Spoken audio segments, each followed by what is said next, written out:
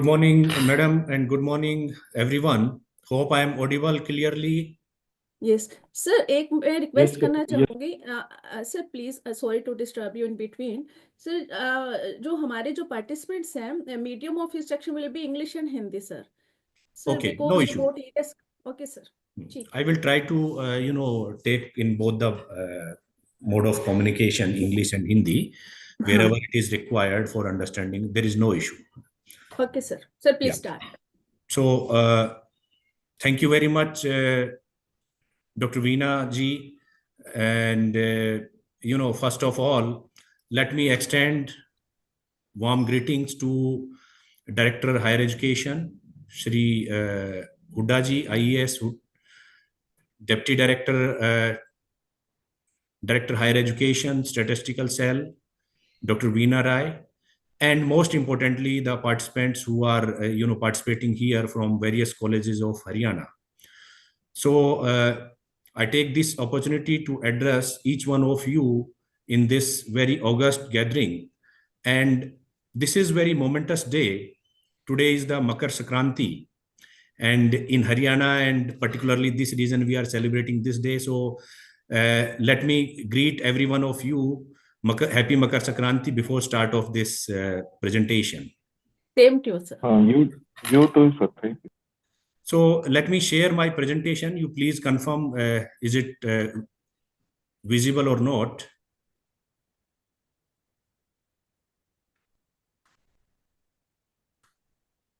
Hope it is visible there. Yes, sir, Yes, visible. sir, it is.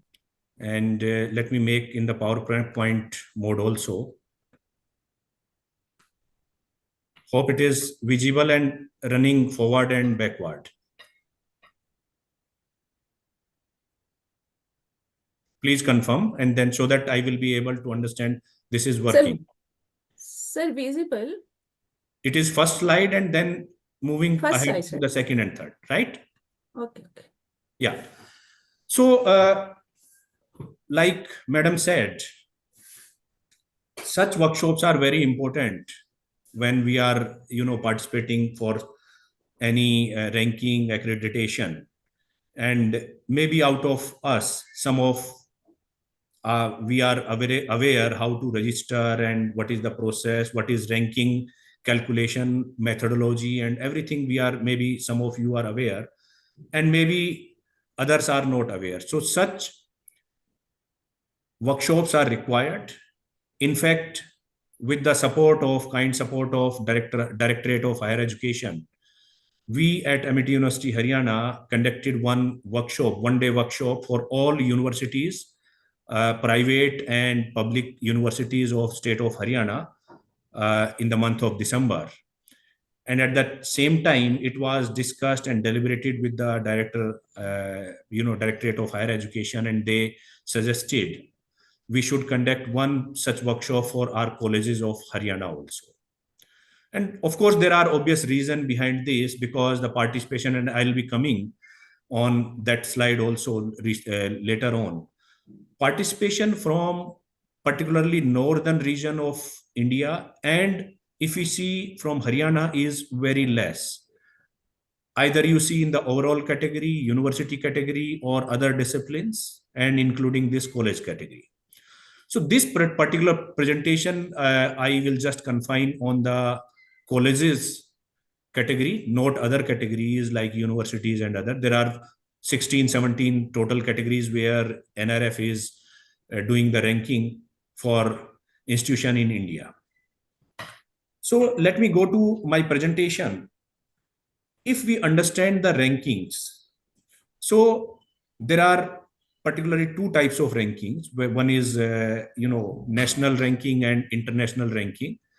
And these rankings, be it, international and national rankings, these are very important for any institution. Not only to rank among those institutions which are participating there, but in other way also, participation itself is very important there. Now, if you see on this slide, particularly on the left side, you can see these are some national rankings, and these are few of very prestigious international rankings. where we are talking about, first one is THE, Times Higher Education Impact Ranking. This particular ranking is done by Times Higher Education, one of the international agency, based on different sustainable development goals, 17 sustainable development goals, which are set by UN, United Nations. So those based on the sustainability practices which institutions, higher education institutions, they are following. So that one type of international ranking is sustainable based on this impact ranking. Second one is the World University Ranking. This is World University Ranking by Times Higher Education, THE. So that is another ranking. And third one is by the QS. Sorry to interrupt you, sir, but your PPT is not moving. My sir. PPT is not moving? No, Yes, sir, sir. no. I am on the second slide where rankings are there. It is not visible. No, sir, it is not visible to us. Okay, that's why I was asking, is it visible or not? Let me stop share No. and then share again. Just give me a minute.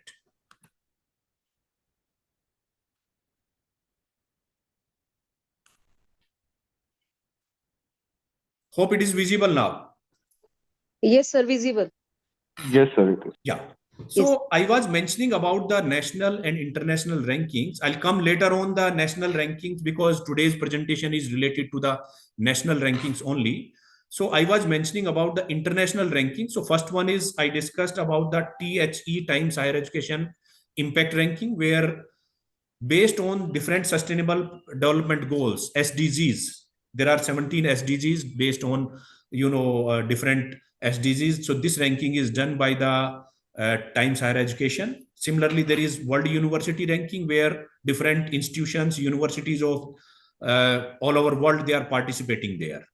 Third one, similar ranking is the World University Ranking by QS. So these are major three rankings, and apart from one is the academic ranking of World University, this is also there. But if I talk about the national rankings, so majorly there is only one national ranking which is done by the government agency, that is NIRF, National Institutional Ranking Framework. There are other rankings within the India which are done by the different magazines and so, like you can see there is Times B School ranking, the Week ranking, India Today ranking, and so, right? So these are different rankings. Today I'll be covering only one part of these rankings, that is NRF.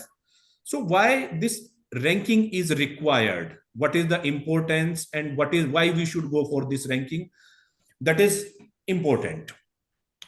So when we are participating into any ranking, be it national or international, it is NRF, particularly if I talk about the national ranking. So the purpose of the ranking, if some of the institution or any institution is getting ranked at any position worldwide or within India, so of course they will get the visibility across that particular region where it is ranked. For example, if we are ranked in top 100 institutions of the India in NRF, so we will get our visibility across all institutions of India. Then of course it gets the credibility of the institution, like this, the credibility of this institution is very good. This institution is ranked among top 100 or top 20 or so and so. So of course that, and directly it is related to, of course, the revenue generated, admissions will be go up, and other fundings which are given by the government agencies, that will be increased. And after all, the reputation of the institution, that will be directly linked with the ranking. So that is the reason we should go for the. Now if I talk about the NRF ranking, so this NRF ranking, basically the idea starts long back when this regime of the government, particularly BJP, when they come into the power in 2014.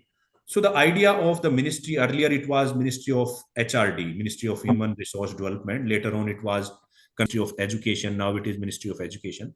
So idea starts from there. And in fact, our honorable late President, Sri Pranab Mukherjee, he said sometime, India cannot aspire to the world power without having the single world-class university. Now you see, if we talk about the universities of India across, world, are few of the institutions, good institutions are ranked among them. Some of IITs, IIC Bangalore, and similar type of institutions. So at world arena, we were not at any level. So the idea is we should enhance our rankings so that our rankings will be higher. And of course, then we will be at the world arena. We will be, world will be looking us seriously, our institution seriously.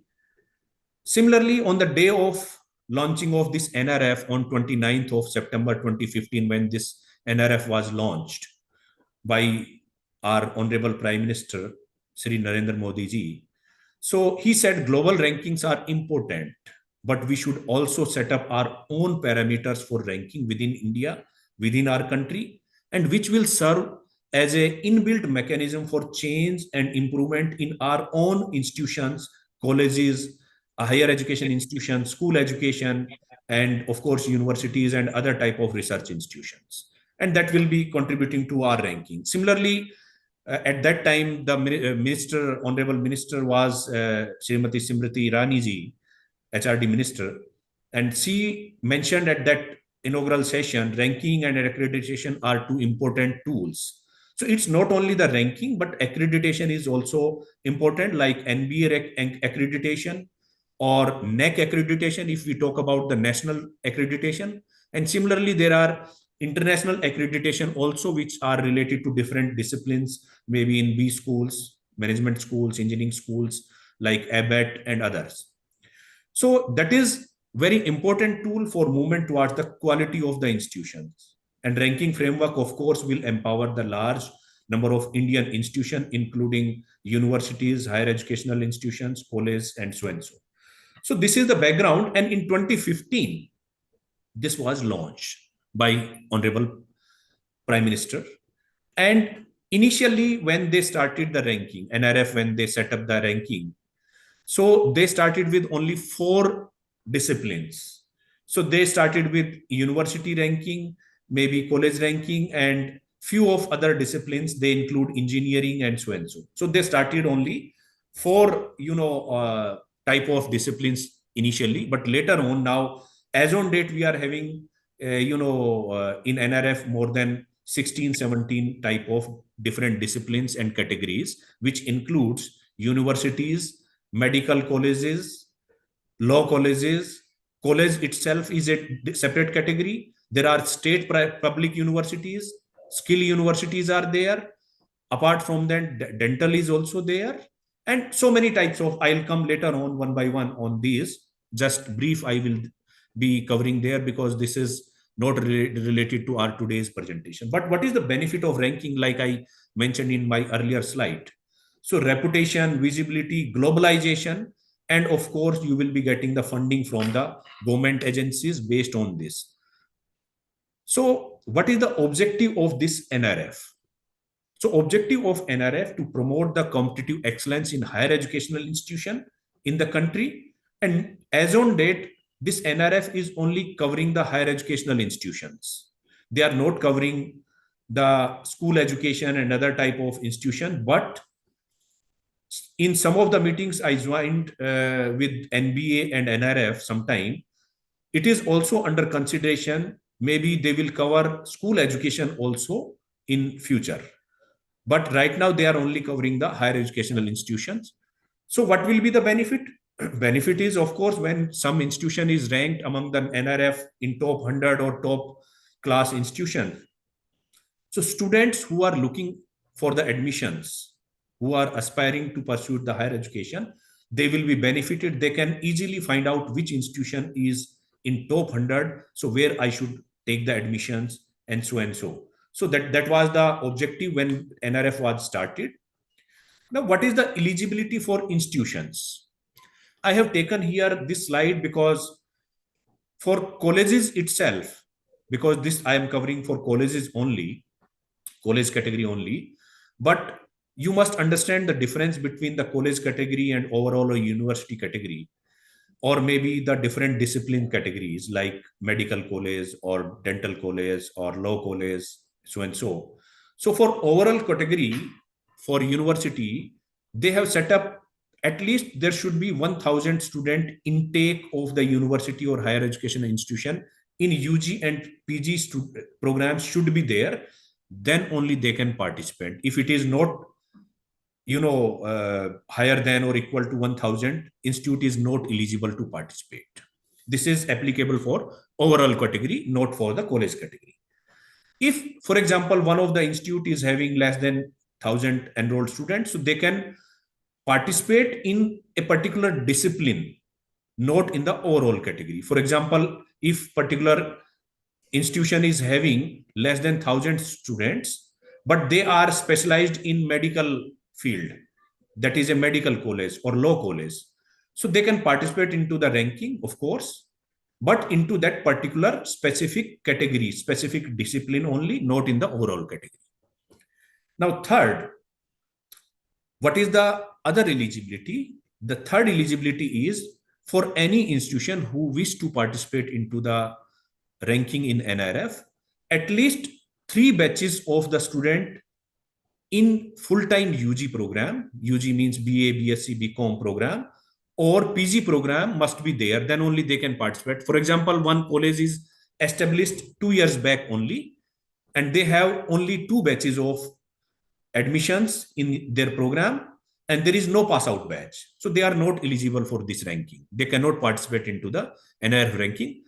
Even if they want to participate, they can participate, but they will not be ranked by the NRF. It will be only the reporting or reportier, you can say, for the NRF. They will not rank such institution. There must be 3 batches of UG program passed from the institution. So that is the eligibility.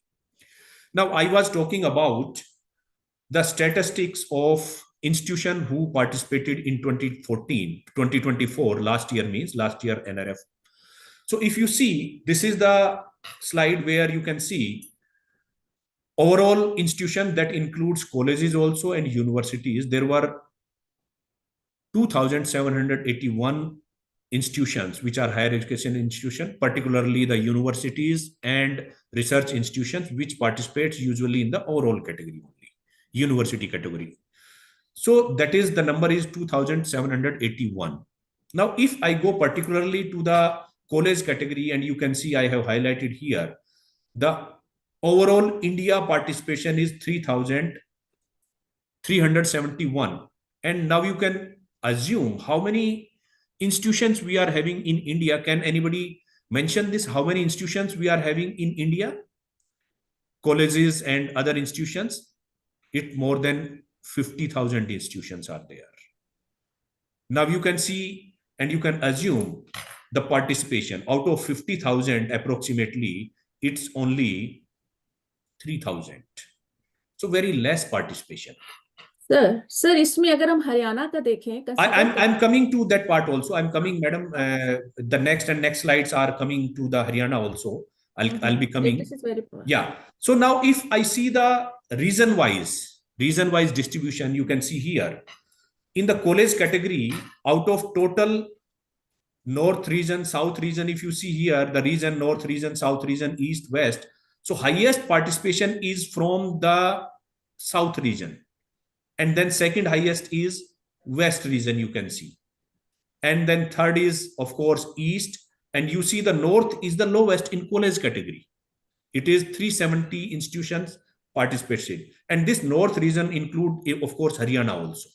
Now, if I show you just a statistics of Haryana, colleges of Haryana, district-wise participation in last year NRF 2024. Now you see, out of total colleges of Haryana, only 65 colleges participated last year. They participated. Only. Even out of this participation, there was no ranking. None of the colleges was ranked among top 100. There was no ranking. But at least they participated there, that they were on the race.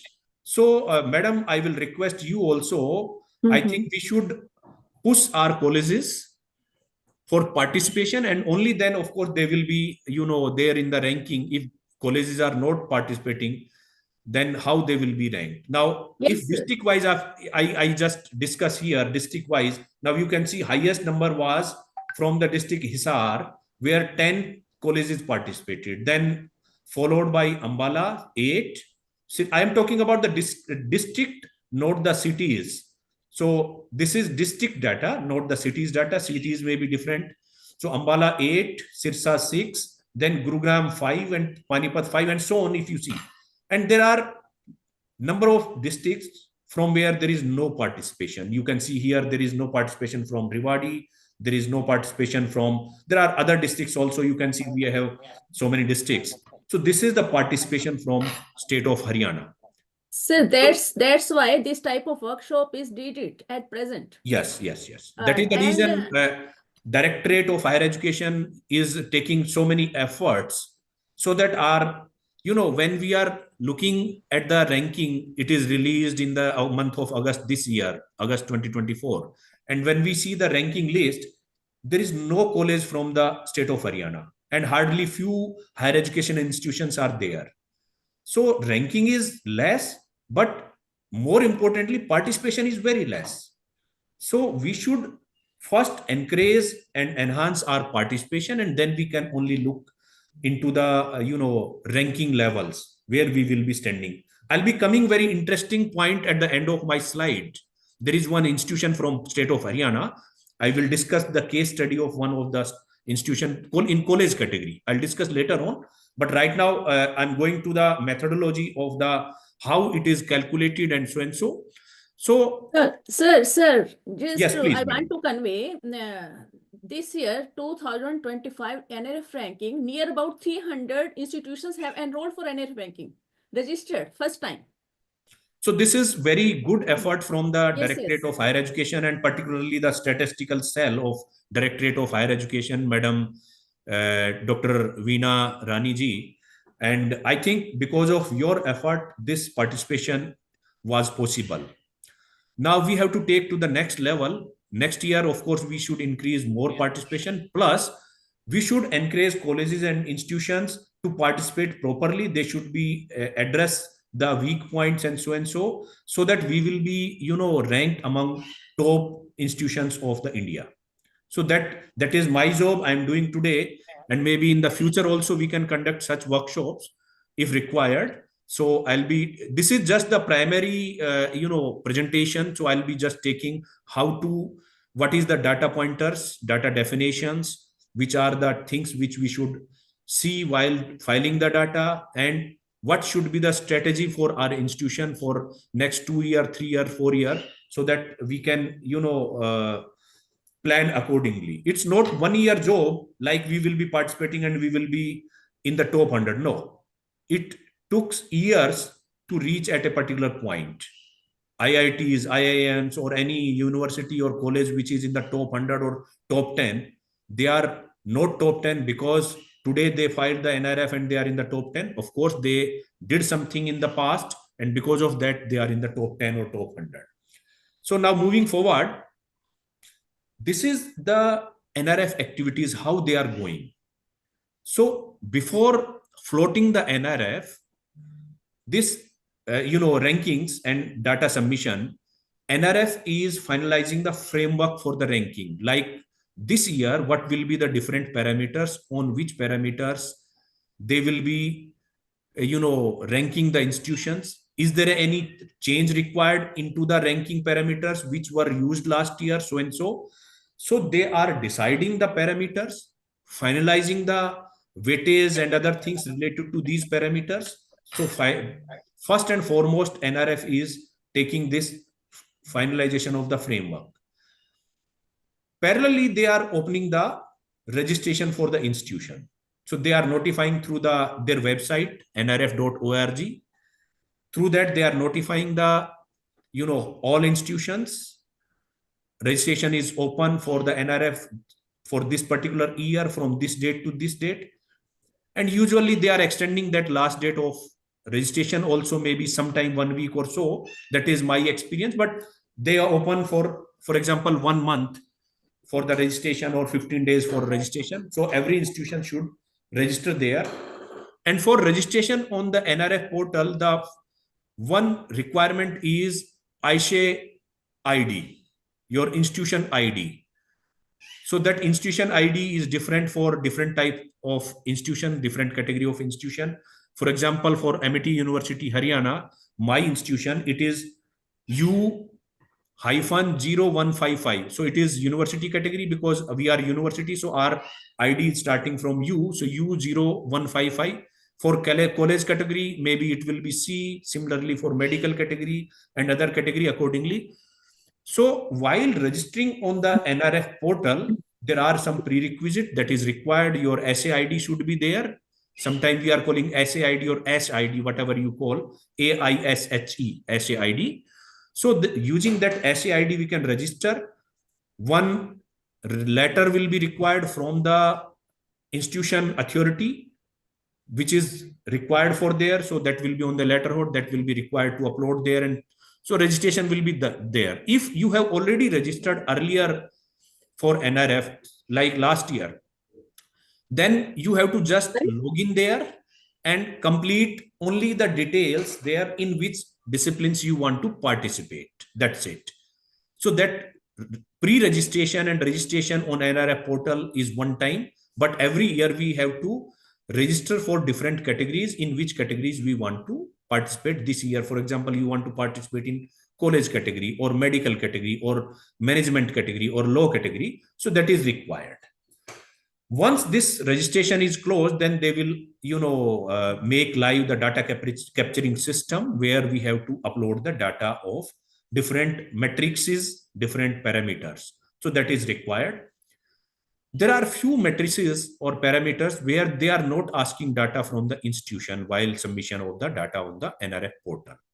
But they will be taking this data from the third-party sources, and that is particularly related to your publications and such type of things. They will take from the third party, from Scopus.com or similar type of sources, or InflibNet. They will take this data. They will also take some database from your institution, where they will conduct the feedback from the stakeholders.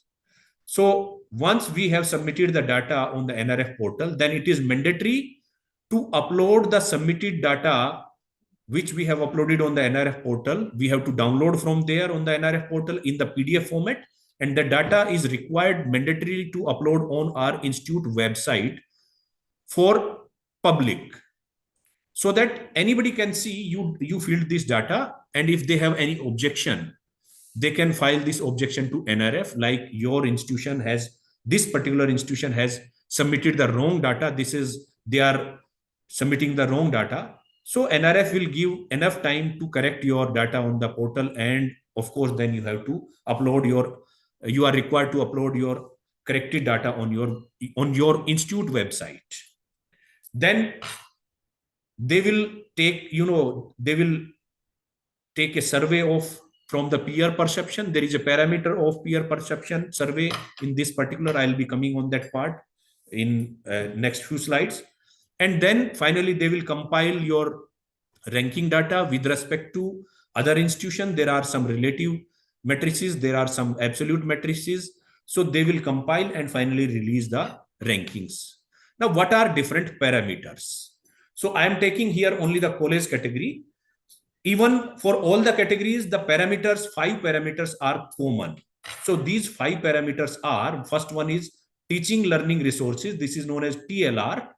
It will be of 100 marks, and out of total 100, it will be having 40 weightage for college category. For other category, the weightage is different. Similarly, the research, professional and practices, this is also 100 marks, and weightage in total score will be of 15. Similarly, graduation outcome, it is also of 100 marks, and weightage is of 25. And then outreach and inclusivity, it is also of 100 marks, but weightage is only 10%. And last one is perception, PR. It is also of 100 marks, and weightage is 10. Now, how this final score will be calculated based on this weightage? So this is the formula you can see on my screen at the bottom. So whatever score any institution will get in the TLR, say out of 100, we score, for example, 50. So that 50 will be multiplied by 0.4. Similarly, that score which we will be getting into the out of 100 into RPP, research professional practices, that will be multiplied by 0.15. So that is the weightage. Similarly, graduation outcome 0.25, and then outreach and inclusivity, and then perception. And this final total score will be out of 100, not out of 500. It will be out of 100. So out of 100, what we scored and what other institutions scored, based on that, there will be ranking of our institution. So this is the 5 parameters which are related to the NRF for college category and their weightage. Now I am coming to different, categories here and their weightage. This is just for your, information. Although for today's presentation, the last column is applicable. But for different categories, like in university category, the weightage is 30% for teaching learning resource. For research, it is also 30, 20, and so and so. But now you can see for college category, it is 40. So NRF has given more weightage to teaching, learning, and resources to the colleges with respect to the university and other category. Now you can see from here to here, it is 30 weightage, but college is having 40 weightage. They have reduced the weightage of research and publication in case of colleges. Although now if you can compare from this, it is 30 for university category or engineering category or pharma category or agri category, but here it is only 15%. So they are having the understanding like colleges as a standalone institution, there will be less emphasis on the research, but there will be more emphasis on the teaching learning resources. Similarly, the graduation outcome. So they are thinking graduation outcome will be having more weightage for college category than the university category. And in fact, inside this particular parameter, I'll be covering into my next slides. So you can see how they have distributed. Outreach and inclusivity, the same weightage is for all the category of institution, and similarly for the perception, the weightage is same. So it is only the difference into first 3 parameters where the difference is there. Now, one by one, I'll take these 5 parameters and their sub matrices so that you will be understand. So out of 100 marks into TLR, teaching learning resources, they have divided into these 4 sub matrices as per their weightage. Now you can see there will be out of 100, there will be 20 marks for student strength. There will be 30 marks for faculty to student ratio, and where they are having more emphasis on the permanent faculty. How many number of permanent faculty are there? How many temporary or visiting or guest faculty are there? They will, of course, impact your ranking. Then out of total available faculty, how many faculty are PhD? That is also important. And how many are experienced faculty? So I'll be covering this into my next slide, how they are distributed. And then how the funds are utilized. So they are covering the capital expenditure of the institution and operational expenditure here in this. So the weightage is 24 student strength, 34 faculty student ratio, 24 quality of faculty, and 30 for the financial resources. Now, how the student strength is calculated? So this 20 marks of student strength, they are calculating based on this formula, and there is a function F. If you can see, the people who are having the background from the statistics into this gathering, this August gathering, they can understand this function is actually a variable. This F is a variable. And now if we talk about this variable, so this variable will be, this variable you can see will be decided by the NRF at the end of ranking. So it is not pre-known. Nobody know what will be the function, value of this function. Means this particular matrix is relative. This is not absolute. Means whatever number of students you are having in your institution, it is not important. It is also important what are the number of institution into other, what are number of students into other institutions which are in the same category, like in college category. So now, for example, once one college is having total 5,000 student, other college is having 10,000 student. So that will be impacting the ranking. And it's not only the total strength, it is the intake also. Now, if you see the formula here, NT is total sanctioned approved intake. What is the intake of your college? Say, for example, you are running a BA program, BA English. You are having your approved intake from your statutory body, academic council, or maybe from the government agency like higher education department. You are having intake of 100. Against out 100 intake, how many students are admitted? For example, you have admitted 100 student against 100 intake, it is very good. If you have admitted 50 student against 100 intake, means your 50 seats are vacant. So that will impact your ranking. So your total strength is important, plus what is your intake versus enrolled student, that is important. And this is related to other institution. This is not only depends on your institution's rank, student strength. There is another college who is having a total intake of 100.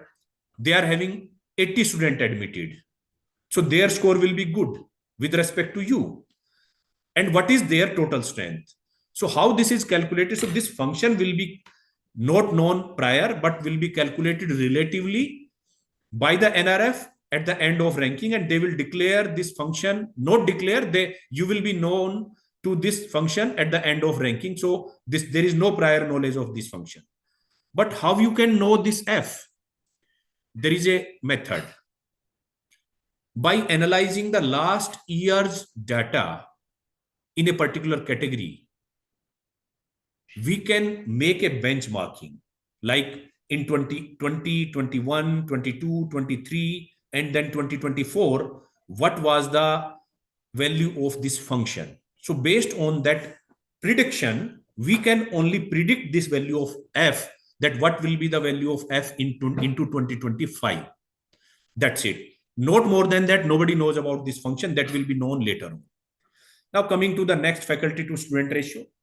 This is absolute metrics, means whatever you are having in your institution, that will be counted. This is not relative.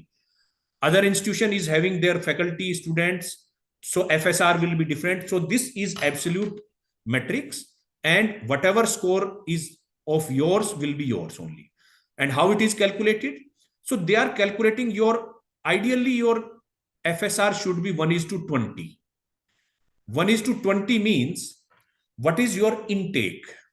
So for example, your total intake of institution is 1,000 of all the programs, BA English, BCom program, BSc program, and including PG program, your total intake is 1,000. So ideally, your faculty to student ratio should be 1:20. Then only you will get maximum marks, 30 out of 30. If your faculty to student ratio is, say, for example, 1:21 or 1:25, then you will not get full marks out of 30. You will get less marks in proportion.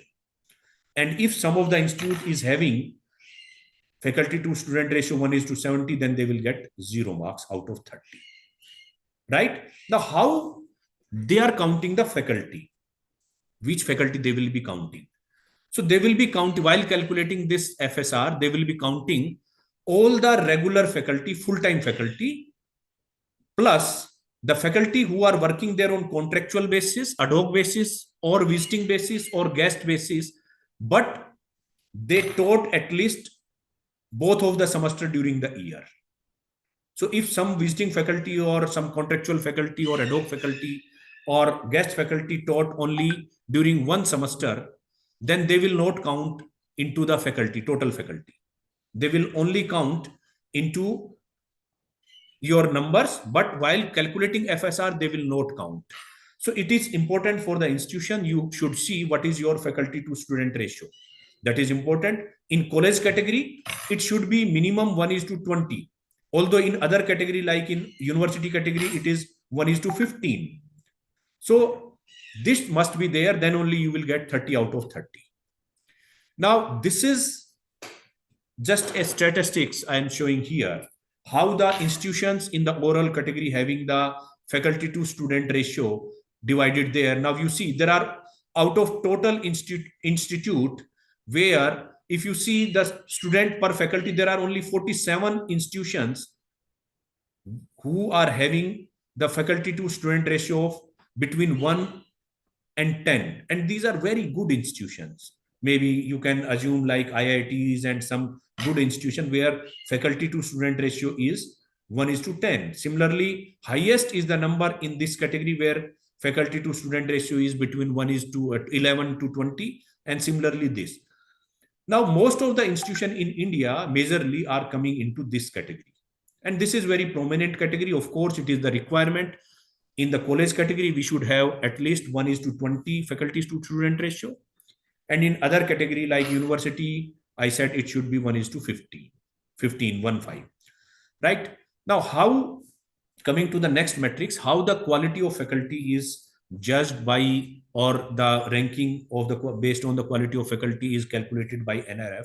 So there are two sub parameters in the quality faculty FQE. One is FQ, that is quality of faculty, and FE, this is experience of faculty. So how FQ is calculated? This is of 10 weightage out of 20. If you see, this is total 20 weightage. Out of 20, 10 marks for quality faculty and 10 marks though for the experienced faculty. So how they are calculating, if a particular institute is having 75% or more number of faculty having PhD, they will get 10 out of 10.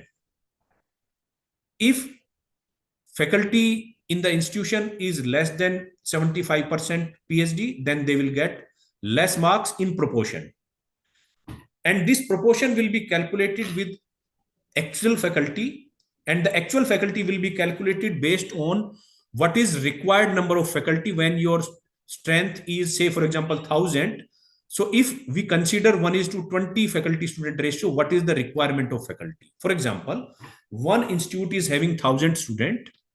So as per 1:20 faculty student ratio, they must have, I think, 50 faculty in the institution. Now, a particular institute is having 50 faculty, 50 teachers, they will get full marks in FSR. But if an institution is having, say, for example, 40 faculty, then this calculation will be on the 50 faculty, not the 40 faculty.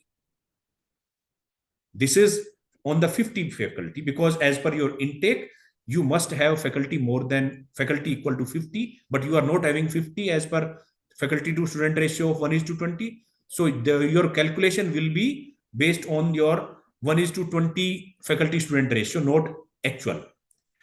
If you are having higher number of faculty, say for example, required is 50 as per 1:20 ratio, but you are having 55 faculty, then they will calculate this particular matrix on 55 faculty, not the 50. So actual faculty or as per 1:20 ratio, required faculty, whichever is higher, they will calculate this FQ based on that. So now institution which are having more than 75% of faculty, they will get 10 out of 10. And this is not relative metrics, this is absolute metrics. Whatever faculty numbers you are having, you will get credit of that particular score. It is not related to other institution.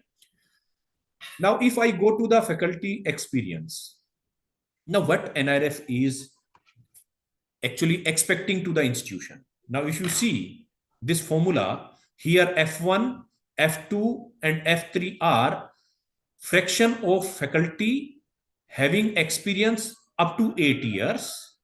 F2 is fraction of faculty having experience 8 plus and 15 years, means more than 8 and 15. And F3 is fraction of experience greater than 15. Now, what they are expecting actually, every institution should have the faculty of a mix of three particular category of experience, 0 to 8, 8 to 15, and more than 15. And that ratio should be 1:1:1. If an institution is having, say, for example, 100 number of faculty, so NRF is expecting there should be 33 faculty who are having total experience of 0 to 8, means they are young faculty. Similarly, 33 faculty should be in the range of having experience 8 to 15, means they are mediocre in the experience. And then more than 15 years, 33 faculty or 33.3 faculty percent of faculty should be having experience more than 15. Then only institution will get maximum marks 10 out of 10 into this particular matrix. So for example, one institution is having 100 faculty and their FRA is 75% more than, means PhD faculty are more than 75%. They will get 10 marks out of 10 here. And their 100 faculty are divided into 3 types of distribution, where 0 to 8, 8 to 15, and 15 more than 15 are in the same ratio, 1:1:1. Then they will get 10 out of 10 here and total 20 marks into this particular category. So this is all about this faculty quality and experience. Now, if I explain, now you see here, this is the college category, and what is the distribution? This data is for NRF 2024. I have taken from 2024. Now you can see total PhD faculty are this much in the college category. Total PhD faculty, where this much of number of total institution, and total faculty of the India 19,000, this much. Out of this much of faculty are, means you can see there are 62% of faculty, whatever data institutions has filled, is PhD in India. Now, if you go with the national benchmark is 62. But what is required in college category? It is 75. You must have 75% of faculty, then only you will get the maximum marks. So this is the national thing. Now, what is the experience? If you see the experience, so 0 to 8 range of experience, this much of faculty, and there are 33% of faculty which are having 0 to 8 years of experience. All over India, I am talking about. And then 30% of faculty are having 0 to 8 to 15, and similarly 36 of. So if we go with the national benchmark, this is not 1:1:1. There is some diversion. But what NRF is expecting, they are expecting 1:1, means 33.33% here, 33.33% here, and 33.33% here should be into your institution. Then only you will get 10 out of 10. Now coming to the next matrix, which is known as financial resources and their utilization. This is of 30 marks in case of college category, and how it is divided. Now, if you can see into this matrix also, there is F, small f. So this is also relative. This is functional value. It is not known. At the end of ranking, NRF will be, deciding and what will be the ranking. But the important here is the BC is capital expenditure. It is average annual capital expenditure, BC. And BO is average annual operational expenditure. And this is not only 1 year, they will be taking for continuous last 3 years. So what is your average annual expenditure for last 3 years per student?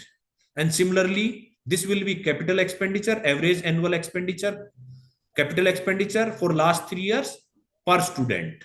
And they have given weightage into the marks out of 30, 7.5 to the capital expenditure and 22.5 to the operational expenditure. Means NRF is expecting, and it is obvious also, NRF is expecting colleges and institutions should spend more money on operational things, not on the capital expenditure, although they have kept some weightage to the capital expenditure. Now, what is included in capital expenditure and what is included in operational expenditure? So, capital expenditure, they are, expecting like you will be establishing new things. For example, you are establishing new lab.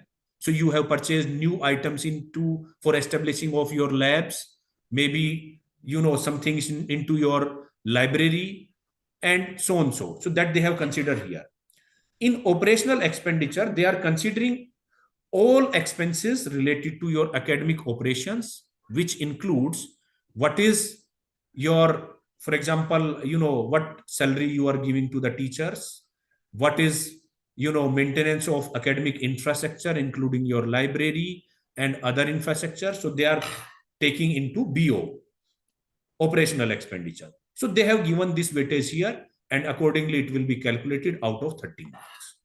Now coming to the, now if you see here, what is the median FRU? So median FRU, if I just mention here for college category, you see for 2020, this data is for 2024. So they will be, they have taken for 3 years, 22, 23, 24. This year they will be taking. So now you see this much amount per student, average amount in the college category for 22, similarly 23, and then 24. Now, what is the increase and decrease? From last year, if you see, there is a hike of 2.1% in the data in the college category. So national increase, data increase is 2%. So now institution who has not increased their spending on the operational expenditure or capital expenditure into these 3 years, they will be getting less marks, because national average is increased by 2% or 2.1%, and your data is not increased, so you will be getting less marks. Now similar is the case I have shown in the bar diagram, if you can see here. So how this is increased from 21 to 22, 22 to 23 to 24. So there is little bit increase here, you can see in the data. Now coming to the second parameter, which is research and professional practices. There are two matrices into this particular parameter. One is related to the publications. How many publications are on the name of your institution, in affiliation of your institution. And second is what is the quality of those publications. As I told earlier, this data they will not be asking from your side, from the institution side. They will be taking this data from the third party, like InflibNet or Clarivate or Scopus or Elsevier Web of Science. They will not be asking this data from you, but when they will be doing the ranking, before ranking, they will be sending this data to you through your portal for verification. Like for this particular year, they fix a particular window of time, and during that particular window of time, 1 week or 15 days, they extracted data from Scopus and Clarivate. Like this is your publication for last 3 years. And similarly, this is your quality of publication, means citations for last 3 years. And they will be sending to you. You have to verify from your sources. If you find any deviation, you should inform to the NRF. Like you are saying your publications are 50, but our publications are 70. So in that case, you have to inform to them within the time frame. They will accept or reject based on your this thing. So there are two matrices. One is publication and second is quality of publication, means citations. How this will be calculated? Now, this will be calculated based, there is a formula they will give, like you are having, this is also the relative data. This is not the, this 70 marks is not the your absolute grading. This will be based on other institution. X institution is having 50 publication, Y institution is having 70 publication, Z institution is having 1000 publication, and then they will take average over the faculty also. So per faculty publications, they will see here. You are having 100 faculty, your 3-year average publications are 100, so per faculty is 1. Other institution is having 200 publications over 3 years average, so they are having 2 publication per faculty. Of course, they will get more marks than you. And similarly, the quality of publication. So citation, they will see like that. How many citations for these 100 publications, they will be giving the marks. Now coming to the graduation outcome. So this graduation outcome is divided into 3 matrices, where they will be seeking how many students are placed, how many students proceeded for the higher studies. So both combined, they will be giving 40 marks. And then, of course, 40 marks for university exam. What is your percentage result or percentage pass students? So that is 40 marks. And third one is median salary. For these placed student, what is your median salary? So based on that, they will be giving these marks. So what is the formula? This is also absolute metric. There is no relative grading into this particular matrix, how they will be calculating for this placement. They have given 40 marks, and out of 40, they are assuming like NP is number of placed student, and NHS is how many students went for the higher studies. Like, for example, out of 100 students graduated from your institution from the BA program, for example, or BSc program, for example, out of 100, 60 are placed for some jobs, and 20 have proceeded for the higher studies for master's, MA program, or some other program. So out of total 100, how many placed and how many proceeded for the higher studies? Based on that, they will be calculating. Accordingly, you will get 100 marks. And this they will be taking for last 3 years of UG and PG program. So out of how many students graduated into last 3 years in UG PG program from your institution, out of those students graduated, how many placed and how many students proceeded for the higher studies? So based on that, they will be calculating.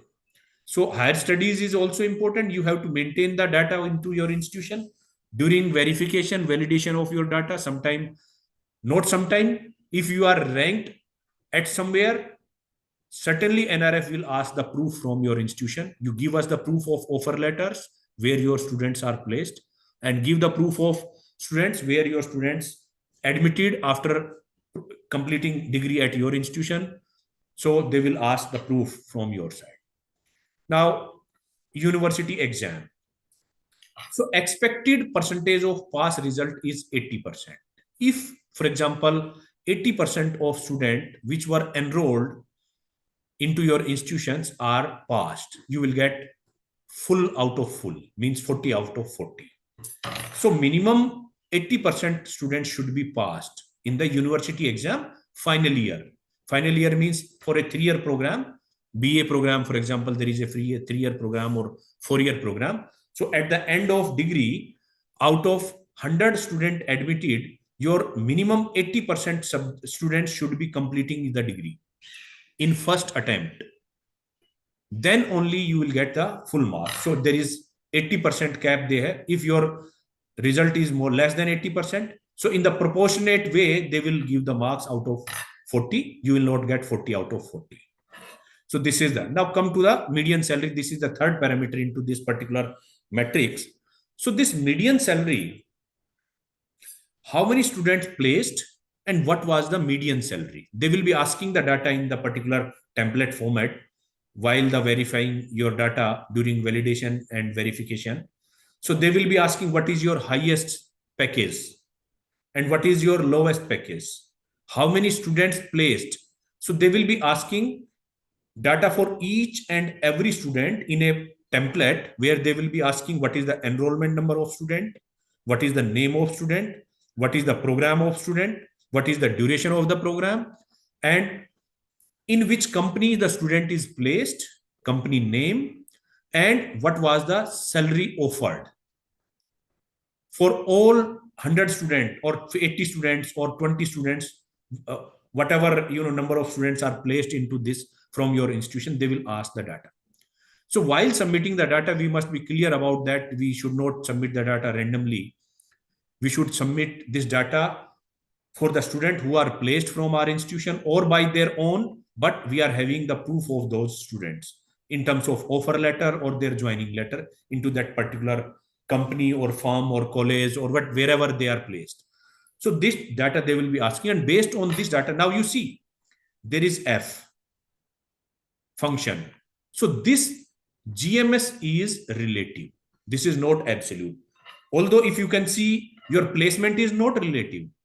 Whatever placement and higher studies your students went, it is absolute for your institute. Whatever number of percentage is placed, accordingly you will get. But the median salary, if you can see here, it is F. So for example, X institution is there where out of 100, there are 50 students placed and their median salary is 2 lakh. And there is another institute Y where out of 100 students, the placed students are 60, but their median salary is 1 lakh. Now you can assume easily from this particular statistics. The institution which is having less median salary will be getting less marks into this matrix, and institute which is having higher median salary will be getting higher marks. Although the institute which is having higher number of placement will be getting higher number here, but in the median salary matrix here, they will be getting less marks. So it's not only the placement is important, but what salary is offered, that is also important. So it is important for the colleges or institution where they are having their TPO, training and placement office or officer. So it is important for them, they should see this part very seriously. TPO or CRC, like corporate resource center, where they are having, so they should see this part, like our students should be placed more in number, plus their median salary should be more. So this, how this will be calculated. Now come to the fourth matrix, that is outreach and inclusivity, where they are looking how many students are from other states and other country which are enrolled into your institution. There are students which will be enrolled from your own parent institute state, Haryana, but out of Haryana, how many are there? How many percentage of students are from out of Haryana, or maybe from other states or other country? So they have allocated 30 marks to this particular matrix. Similarly, women diversity also they are looking after, how many female students out of total are there, and not only the student, how many staff, faculty are also there. So they have given weightage to both student, female student, and female faculty. So the institution which are not actually dual co-education, you can say, they will not get marks here. If institute in the second particular matrix, if institution is, for example, for boys and girls, totally girls or totally boys, they are not co-educational, they will not get marks into this. And similarly, the third matrix is how many students are getting the scholarship from your institution, that is their economically and socially challenged students. So they are looking after basically here how many students are there in your institution which belongs from SC, ST, OBC, plus economically backward, BPL, you can say. They are not from the SC, ST, OBC, but they are BPL, you can understand.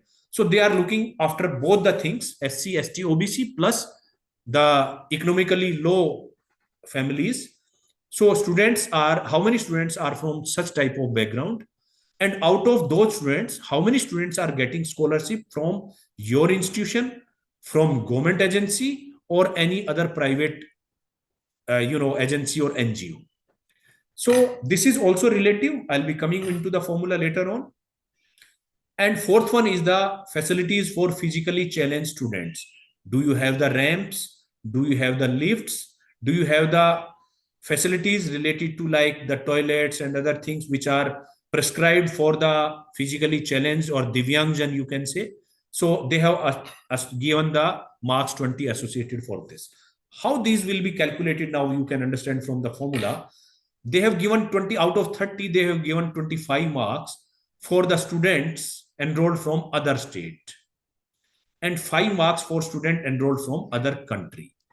Now say, for example, there is an institution which is having 100 students enrolled, and out of 100, all 100 are from Haryana only. There is 0 student from other state or other country, you will get 0 marks. So it is important, students should be enrolled from other state also, and of course from other country, and the weightage is there. Now how the this from other state and other country will be calculated, they will be counting. There are 2 ways. One is from their domicile. They are resident of from which state, means by birth from which state or as per their domicile. So if a student is domicile of Haryana, for example, but he completed his studies, 12th class, for example, for BA program or higher studies of BA or BSc from other state institution, then it will be, counted. It will be counted as a other state. Either of the things you can calculate. Either you can count, for example, that student belongs from other state as per domicile, or as per their educational qualification. They did their 12th class qualifying exam, for example, 12th. They admitted into the BA program, but they did their 12th from, for example, student in the College of Haryana, they did their 12th from Delhi, or they did their 12th from Rajasthan or UP or XYZ state. You can count such students from other state, or vice versa. For example, student did their 12th class from Haryana institute or school from Haryana, but they belongs from UP or Rajasthan or Delhi or such students from Punjab. You can count them as students belongs from other state. So that will be having the 25 weightage. And similarly, the student who is from other country. Now, same is the way in the other country. Other country means they may be the native of other country, or they may be Indian, but now having the residency or, citizenship of other country, Indian origin, but they are resident of, for example, US, Canada, or UK, or any other country, Middle East country. So that you can count into the other country student, and you will get these marks. And this is absolute metrics. There is no comparison with other institute, but only the comparison is out of total enrolled student. You have to see, say for example, you are having total 100 student enrolled. So out of 100, how many students are from other state? So more and more number of students will be from other state, more marks will be awarded to you. And there is no limit. Even you can have 85% of students from other state. Even you can have 95% of students from other state. You will get more marks.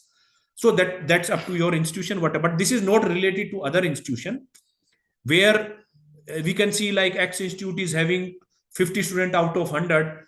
No, if they are having 50 out of 100 and your institute is having 20 out of 100, so they will get more marks, but their marks are not related to you. So it is absolute metrics. There is no correlation. Now, what is the diversity, regional diversity, if I see from the last year's data of NRF for India? Now you see, out of all students, this much of students were reported by the institutions into different categories. And out of these students, 34% of students were from within the state. Now you can see the national benchmark is 73% from within the state and 25% from the outside state. But NRF is expecting more and more numbers should be from outside state. So in place of 25, you should have maybe 40, 50, 60, 70, 80% of students from other state, and similarly from other country. So national average is not good, but the institutions which are having higher number of students from other state, they will be getting more marks into this particular. Now coming to the next matrix, which is also the absolute matrix. This is not the relative matrix. And here, this matrix is having 30 marks, and out of 30, there is 15 marks for, this thing, the students, female students, women students, and 15 marks for the faculty which are female out of total. Now, what is expected? NRF is expecting your minimum 50% of students should be female. Then you will get 15 out of 15 into this particular matrix. And minimum 20% of female faculty should be on into your institution. Then you will get 20 out of 20 here. Sorry, 15 out of 15 here if you have minimum 20%. So what is required by NRF? What is expectation by NRF? Every institution should have minimum 50% of female student and 20% of female staff, faculty, you can say. Then you will get 30 out of 30, full out of full into these marks. And this is of total students which are enrolled into your institution and total faculty which are there into your institution.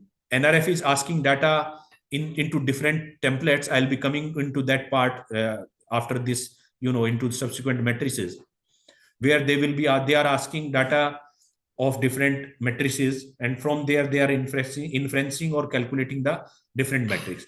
So here it is 54 female students and 24 female faculty. This is the. Now, what is the national average and national data? Now you can see from here. This is also I have taken from the last year's NRF data 2024, where you can see from this data, female students 44%, and what they are expecting 50%. So this is below, they are expecting higher than the national average, but national average is 44% only, right? Now where you stand, you can see from your data, this is the calculation. What is gender diversity of faculty? If you see, so gender diversity of faculty, female faculty is 41. This is very good. For national average is 41%, and they are expecting only 20% female faculty into the institution. So that you can see into your institution. Now coming to the third matrix of this particular parameter, outreach and inclusivity, OI, where they, like I mentioned, they will be looking after how many students are getting the scholarship or tuition fee waiver, you can say. So this is also having the function F. So this is related to other institution data, not based on your data only. So whatever number of scholarship you are giving, that will be compared with other institution of India also. And how it will be calculated? So this NESC is the percentage of UG student only, not PG student, who are provided full tuition fee waiver, or you can say scholarship, to pursue by the institution to pursue their degree. Means how many students are getting scholarship from your institution, not from government, not from other institution, from your institution. So how many students out of economically, socially challenged students you are providing the scholarship, fellowship, tuition fee reimbursement? Based on that, you will get marks here. Say, for example, out of 100 students in UG program, your institute is having 50 SC, ST, OBC plus the economically backward student. So there is 50%. This is, I'm just assuming, there is no, data I'm discussing here. Say, for example, out of 100, you are having 50 students from the socially background or, economically challenged background students. So out of those 50, how many are getting tuition fee waiver from your institution? Say, for example, out of 100, 50 are from SC, ST, OBC, and out of those 50, say, for example, 10 students are getting tuition fee waiver from your institution. So accordingly, you will get, marks out of 20 here, but they will compare X institution is providing scholarship to 20 students out of 100, and your institution is providing 30 students scholarship to 30 students out of 100. So accordingly, you will get the marks. So it's not the absolute matrix, it is the relative matrix. Now coming to the last matrix of this particular parameter, outreach and inclusivity. And this particular matrix is very easy. They are not asking any data in the form of numbers. They are asking 4 or 5 questions only. I'll be mentioning about the questions in the subsequent slides. And based on that, they will give you the marks. They are asking how much percentage of your buildings are having facilities for Divyangjans, or you can say the physically challenged students. If you are saying more than 80%, okay. Similarly, how many other facilities are there? And if you are saying all facilities are available for Divyangjan into your institution, you will get 20 out of 20. And if you are saying out of 4 questions, you write like in 1 question, you don't have the facility. Then in the proportionate way, they will deduct marks 15 or 10 or 5 accordingly, right? This is absolute matrix. This is not the relative matrix, and you will get full out of full if you are saying yes for all the 4 questions or 5 questions into that particular matrix. Now coming to the last parameter and matrix of this NRF calculation, that is the perception.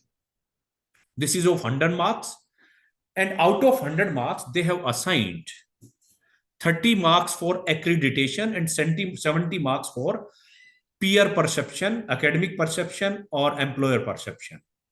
So 30 marks they will be awarding based on what accreditation you are having. Say, for example, you are NAC accredited. Your college is NAC accredited. What is the grade you get in the NAC? Say, for example, A++. Then you will get 30 out of 30. Out of 100, 70 is for peer perception and 30 for accreditation. So if you are having NAC A++, you will get 30 out of 30. And in the proportionate way, if you are having NAC A+ or A, so accordingly out of 30, you will get, say, for example, you are having NAC grade A. So maybe you will get 20 out of 30. And rest of the 70 marks, you will be getting from the peer perception, which NAC will conduct throughout the peers, academic peers and employers, and the database of those peers, the email ID and phone number. Usually NRF is asking through the email from the institution during the ranking and data submission for this NRF ranking. And they are not asking every year. They are asking this data maybe once in every 3 years from the institution. And then they are using that database for next 2 or 3 years. And they will be taking again after 3 years, and they will be revising their database. So important is to get this ranking. It's not only the ranking, but you have to have the accreditation also. Then you will get marks here into this perception. Now, this perception, how they are conducting, I told, like they will be conducting this perception. They will be conducting a survey. They will be sending a survey through the email to the email ID, which you will be providing in the database, to the employers where your students are placed, and other academic, fraternity of other institutions where they will be sending the mails, and will be getting perception for your institution, how they are looking your institution at national arena. Accordingly, you will be getting marks out of 100. Now, what is the share of peer perception if you see here into this particular slide? So if you see in the overall category, the employer and academic perception, means academic peers has given 21%, and similarly 24% employer. And this is highest in all category, if you can see. And this shows the seriousness of the, people who are doing the perceptual survey in different categories, that have their mindset like overall category is most important for doing the peer perception. And that's why they are doing peer perception, either it is academic perception or employer perception. So they are more serious about overall category.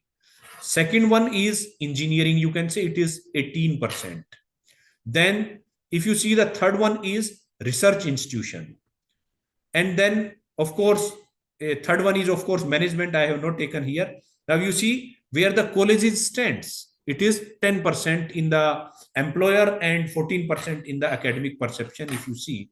So now this shows how the peers are looking for different categories for submitting the perceptual survey. They are looking most serious as overall category. But if you see the college category, so it is at the 3rd or 4th level of perception. Now, this is, I have summarized here how these, particular sub-parameters into TLR, RP, and, which are having the weightage and which are relative and, absolute. Now, matrices which are highlighted here in the red color, you can see are relative. Means your score will be compared with other institution, and based on that function value will be calculated and your grade will be calculated.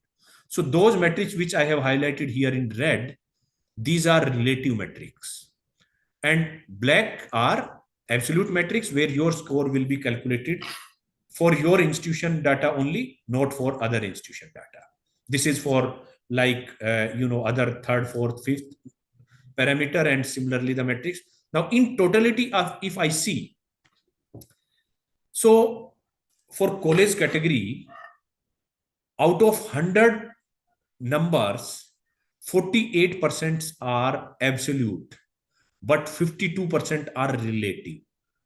And this number is higher even in the case of, if you see in the college category, it's only the 35%, which is absolute, and 65% is relative metrics. Now you can understand what is the weightage given to relative and your, weightage wise to the absolute metrics.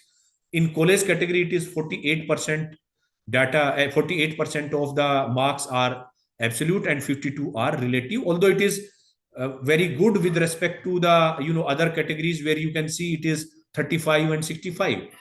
So that is it. Now how the NRF is asking the data, in what format they are asking the data. So data they are asking on the portal, you have to submit data. There are different matrices, different parameters where they are asking the data. So first parameter, they will be asking what is your approved intake. What is your approved intake? And they will be asking this approved intake for the duration of the program. Duration of the program means if you are running a 4-year program, so they will be asking data for last 4 years. Like for UG 3-year, 4-year program, they will be asking for 23-24 academic year, 22-23, 21-22, and 20-21. So these 4 years they will be asking data. If you are running any 5-year program into your institution, so they will be asking for last 5-year data. What was your intake for last 5 years? Similarly, last 4 years and 3 years, based on what is the duration of program you are running. So for each category of the program, you have to enter here. For example, one college is running BA 3-year program also, and they are running some 4-year program also, and they are running 2-year program also. So accordingly, they have to enter here data. You are running UG 3-year program, you are running UG 4-year program, you are running UG 5-year program, or maybe PG 2-year, PG 3-year, or in fact the integrated program where you are running the integrated program. So accordingly, you have to submit the data here on this portal. What is your intake? And now they will be asking what is your actual strength. And while submitting this actual strength, they will ask again data program type wise. They will ask data for 3-year program, 4-year program, 5-year, that what are total number of students in 3-year program into academic year. And out of these total students, how many females are there? How many males are there? And out of these total students, how many students are from your own state, including male, female? How many students are from other state? And how many students are from other country? And out of these total students, how many are from economically background students? How many are socially challenged, SC, ST, OBC, including male, female? They will ask here. And now out of these students, how many students are getting full tuition fee waiver, or you can say tuition fee reimbursement from the government agencies, either it is state government or private, state central government? How many students are getting scholarship or fellowship or tuition fee waiver from your institution? And how many students are getting from any other private body?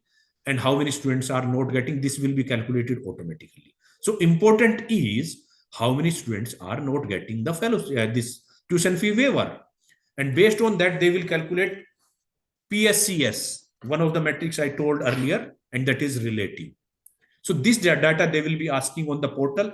Maybe some of you, because you are participating this year, some of you are participating, you have seen the portal, and maybe you have already uploaded the data. But this data is required for your academic year 23-24. So during this academic year 23-24, how many total students were there in your institution? Like for 3-year UG program, how many students were there in the first year, second year, third year, and in total? So that total you have to write here. It's not like first year student, but in the last year, you have to write the first year intake. Say your intake is 100. So you have to write here 100. But here you will consider, if it is a 3-year program, so 100 plus 100 plus 100 against 300 students, how many students are there in your institution as on this date, this academic year, that you have to write here. That is the difference into this. Now they will be asking how many students are placed and how many students went for the higher studies. So they will be asking what was your intake for last 3 years. Say, for example, a student who is passing out into 23-24. So he was, of course, admitted into, if it is a 4-year program, so he was admitted into academic year 2020-2021. So when he was admitted into 2021, what was the intake for this particular 4-year program? And how many students admitted? And maybe if you have taken some students through lateral entry. So, and out of this plus this means admitted plus lateral entry, how many completed degree into minimum stipulated time? Minimum stipulated means if it is a 4-year program, so in 4 years, how many students completed this program? And out of this minimum student who graduated in minimum stipulated time, how many students are placed? What is their median salary? And how many students went for the higher studies? So this data they will be asking here. And based on that, they will be calculated, GPH and GMS and other metrics, GUE, from this particular data matrix. Now the faculty data, they will be asking faculty details here. So name of faculty, what is the age of faculty as on 31st of July 2024. If you are submitting data for year 23-24, what is their designation, gender, qualification, highest qualification. Qualification means highest qualification. If he is PhD or master's, PAN number, what is their total teaching experience, total industry experience. Currently, he is working with your institution or not. If he is not working, means he has left, so he is not associated. He was associated into last year or not. They will be asking what was joining date and association type. Association type means as a regular staff or visiting or temporary, so that you have to mark here. And based on this data, they will be calculating out of total faculty, how many are PhD, how many are female, and based on these two parameters, like what is their total experience, they will be calculating what is their experience range, 0 to 8 years, 8 to 15 years, or 15 to more. Or currently they are working or not, or what is joining date and what is their leaving date, they will be asking here. Based on that, they will be calculating, like this faculty, they will be considering as a full or not. For example, one faculty was there, but the faculty left on the August 2024 or 2023, for example. So they were with your institution only for 1 month during this 23-24 academic year. They will be not counting that faculty while calculating the total faculty. So hope you understand the meaning of this. So this data they will be asking on the portal, and this data you have to enter there. PAN number probably they are taking here, so that if same faculty is entered by other institution with same PAN number, so they can see this is clashing with the data. So either your institution has entered the wrong data, or the faculty was available at 2 institutions at same time. So they can see this aspect also. It is unethical. So they are asking. Now they will be asking the financial data. Like I said, they will be asking the data for capital expenditure and data for operational expenditure into this format.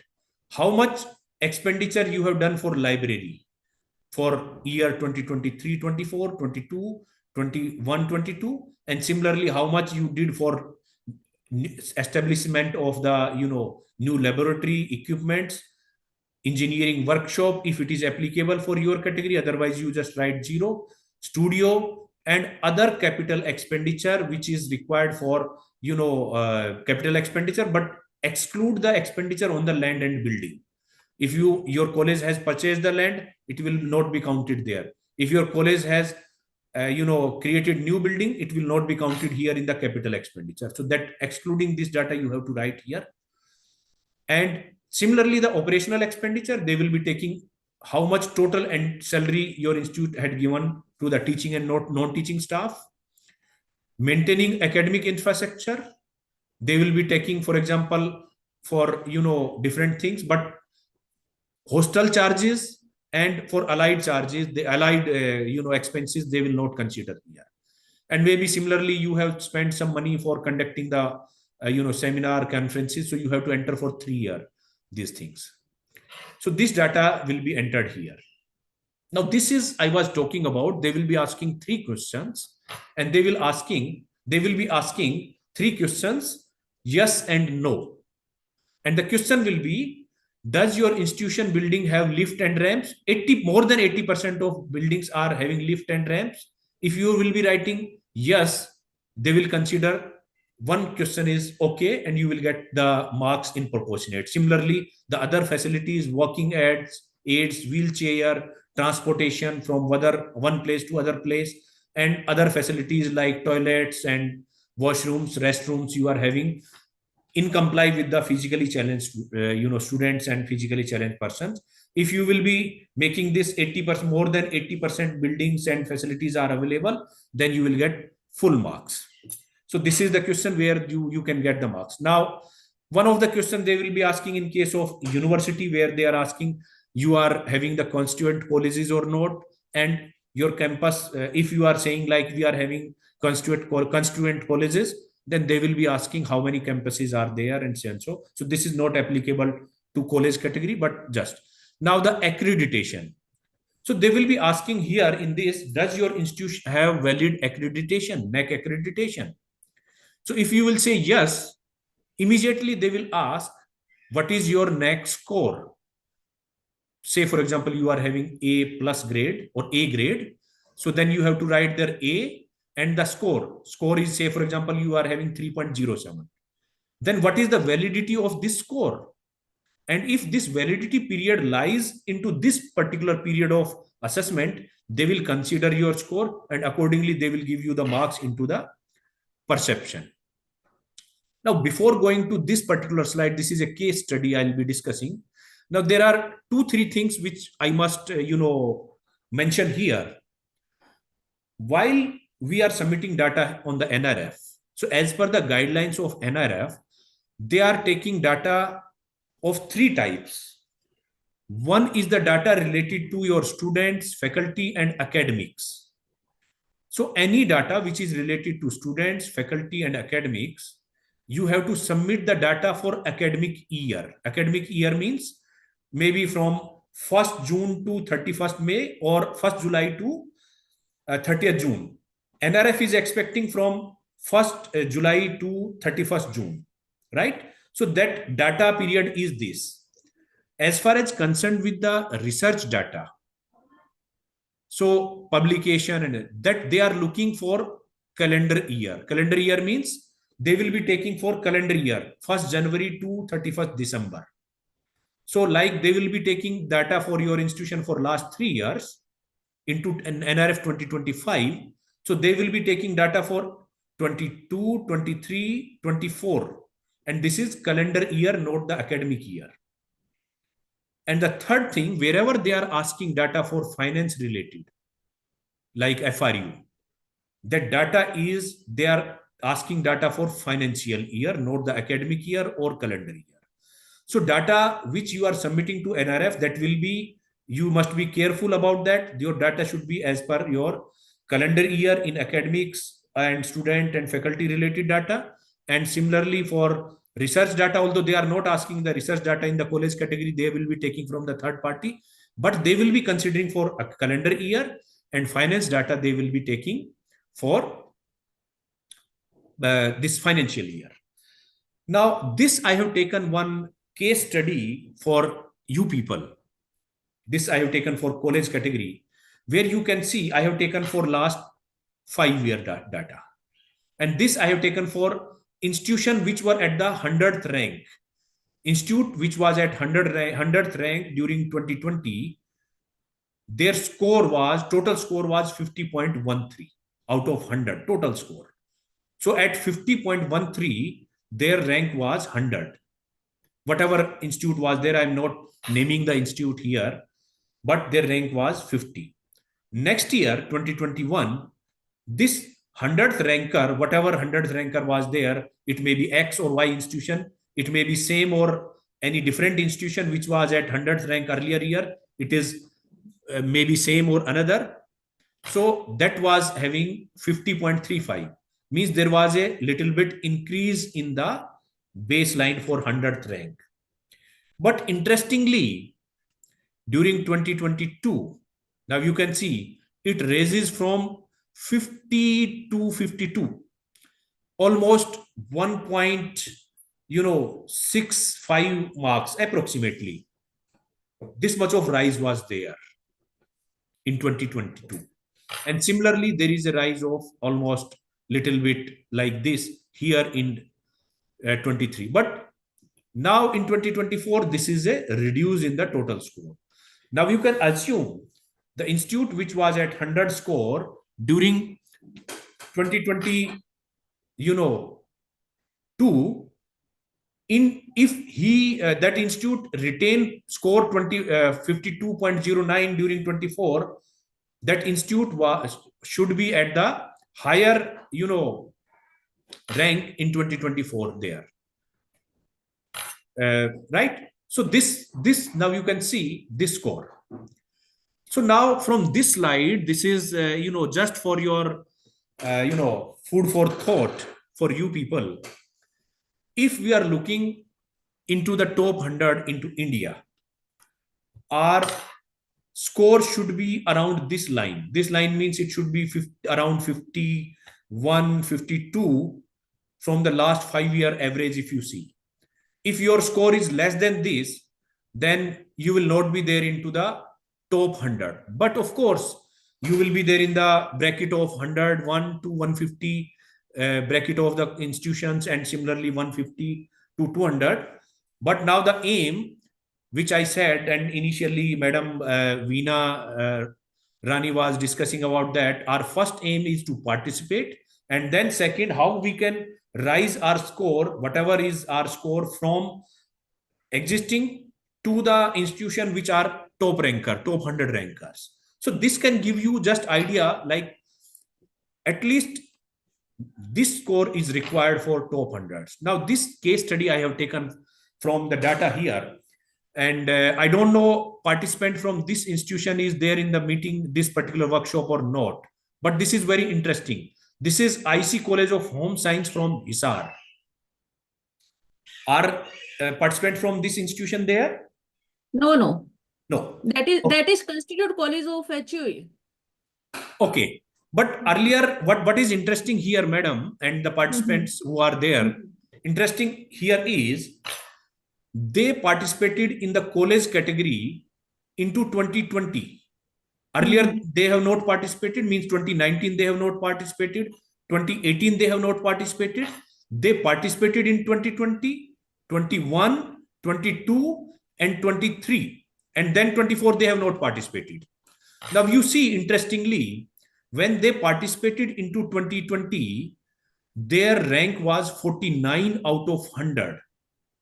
49 out of 100. Now you can see what was, I don't know what they did and how they were in that 49th rank. And this was only institution from Haryana in the college category during last 5 years who was in the top 100.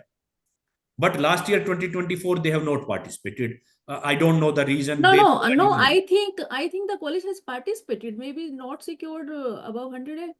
I see. Maybe I don't know, but in the participation list, which I showed here, in the third slide, district wise, IC College of Home Science is not there, but IC College of some different thing is there.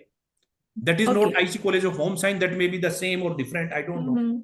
But IC College of Home Science is not there in the list of 2024. Anyway, yes. So what is important here, they participated into 2022 and ranked at 49, and 2021, they increased and they rise at 38th rank. Almost, you can see the rise is 9. And then 22, it is again little bit decreased, 42, and then again decrease at 61, and 24, as per my information, they have not participated.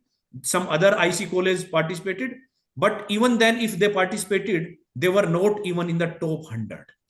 Yes, not Now, top 100. now you can see, important here is, if we are participating here in the NRF, the maintaining of the score and rank is important. Although there may be little bit variation, we are at 38 or 42 or 49, but we should maintain our score into top rankers, at least into top 100. That is important. If you are out of 100, then of course nobody will see you as a serious institution as far as concerned with the top 100 rankers. So this is important from this data analytics. Now, what are the challenges from the NRF for all institutions, not only for the college category? These challenges are for all type of institution. First one is, NRF does not disclose the value of function prior. So we don't know what will be the value of function. It will be calculated once the data will be submitted for all the institution all over India, and then they will calculate the value of function. So we don't know the value of function. So it means we cannot actually, predict what will be the actual scoring. This is only the prediction based on the benchmarking, which I said in the, start of my slide. Like at this time, we can do the benchmarking, and based on last 5, 6 years or 7 years, we can do the benchmarking, and we can predict only this year it will be this minimum score where it will be go, and accordingly we can see our score. That's it. Second one is the processing data, that the verification and authentication done by the core committee is not available to the public domain. Means when they are doing the NRF framework designing, there is a committee which they constitute, and that committee having some vice chancellors, some senior functionaries from the government body, they are doing the meeting and they decide this will be the parameters, this will be the weightage, and so and so. So before submitting the data, it is not known to anybody in the public domain. So that is also the challenge, right? So considering these challenges, now what strategies we should adapt for improvement of the NRF scores and of course ranks for our institution? First and foremost thing, our institution should have IQAC. Although I have written this point at the 4 number, but we should establish internal quality assurance cell at our institution, and that is the primary requirement of NAC accreditation. If any institution has already accredited, they have IQAC. There is no question they are not having IQAC, but that IQAC should be functional in all aspects. If any institution is not accredited by the NAC, then immediately they should establish IQAC into their institution. That will help the institution for NAC accreditation, NBA accreditation, and other types of accreditation and rankings, including NRF. And this IQAC should do this benchmarking and other type of work, which will be helping. And of course, they will be analyzing, and they can give the strategic point for your institution. What should be our 5-year plan for the expenditure in capital expenditure or operational expenditure? What should be our intake and enrolled students and placement and other things? So this is the first thing. And this SWOT analysis should be done by this IQAC then. This is the first point I have written here. And based on this SWOT analysis, we should see which are our strong areas, which are our weak areas, and accordingly, we should make a strategy for the improvement of those particular areas and matrices, and then plan for strategies and implement the strategies. So these strategies, and that is not new for you people, it is known to everybody, but we have to plan into our institution. So this is all about my presentation. So at the end, let me thank Director Higher Education, Directorate of Higher Education, and Deputy Director Higher Education Statistical Cell, Dr. Veena Rani ji, and all the participants who attended this particular workshop during last 2 hours. all the learned people who are attending this, workshop. I'm thankful to you giving me this opportunity to, express all these things related to NRF at this platform. Now, I can request the participants if they are having queries, so we can take one by one these queries here. And Sir. madam, you can, I think, take queries and we can take, I can answer Yes, them. sir. Sir, Yeah. we have got queries in advance on Excel format. We have shared a Google format to acquire the query in advance. There are near about 70 queries, but these are very simple. I think most of these queries have been solved in this comprehensive your session. But I would like to take queries in person who are present in this live session. Yes, Harsha, you may ask your query. Harsha? Yes ma'am, मेरा question actually ये है कि अब हम पहले तो बहुत ही अच्छी प्रेजेंटेशन थी, सर को बहुत बहुत थैंक्स इतनी अच्छी प्रेजेंटेशन देने के लिए। और दूसरा ये इसकी पूरी की पूरी पीपीटी चाहिए हमें। और स्कोर क्राइटेरिया कहाँ अवेलेबल होगा साइट पर? अवेलेबल जहां तक मुझे लगता है कि साइट पर तो अवेलेबल नहीं है ये स्कोर सर है, क्राइटेरिया। गाइडलाइंस में है sir. All the guidelines, madam, all the guidelines are available on NRF website. Just for your information, because I'm online, let me open this website and will share, Yes, sir. show you just for a minute, so that you can understand what is, this criteria and this thing. So let me open maybe one tab here.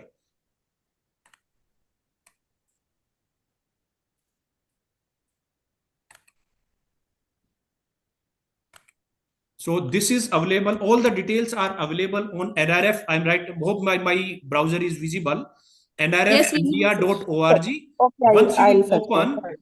this will be looking like there. And last year ranking and scores are available under this, like 24. That is You can available. download. I just want the criteria which is shown in the previous slides, earlier slides. Which you are talking about? 100, and just for example, first point has 100 marks, and then in their distribution, academics has 40, and then There is 20. methodology given on this website. I can show you. Even you can download from the documents here. These methodologies are available here. Okay. Like this is the methodology which they have used for 2024, like for college category. It is available here. Now, if you go down on this page, all the things, weightage is given here. Okay. And similarly, metrics wise scores and everything, if you will go this document, everything is given here.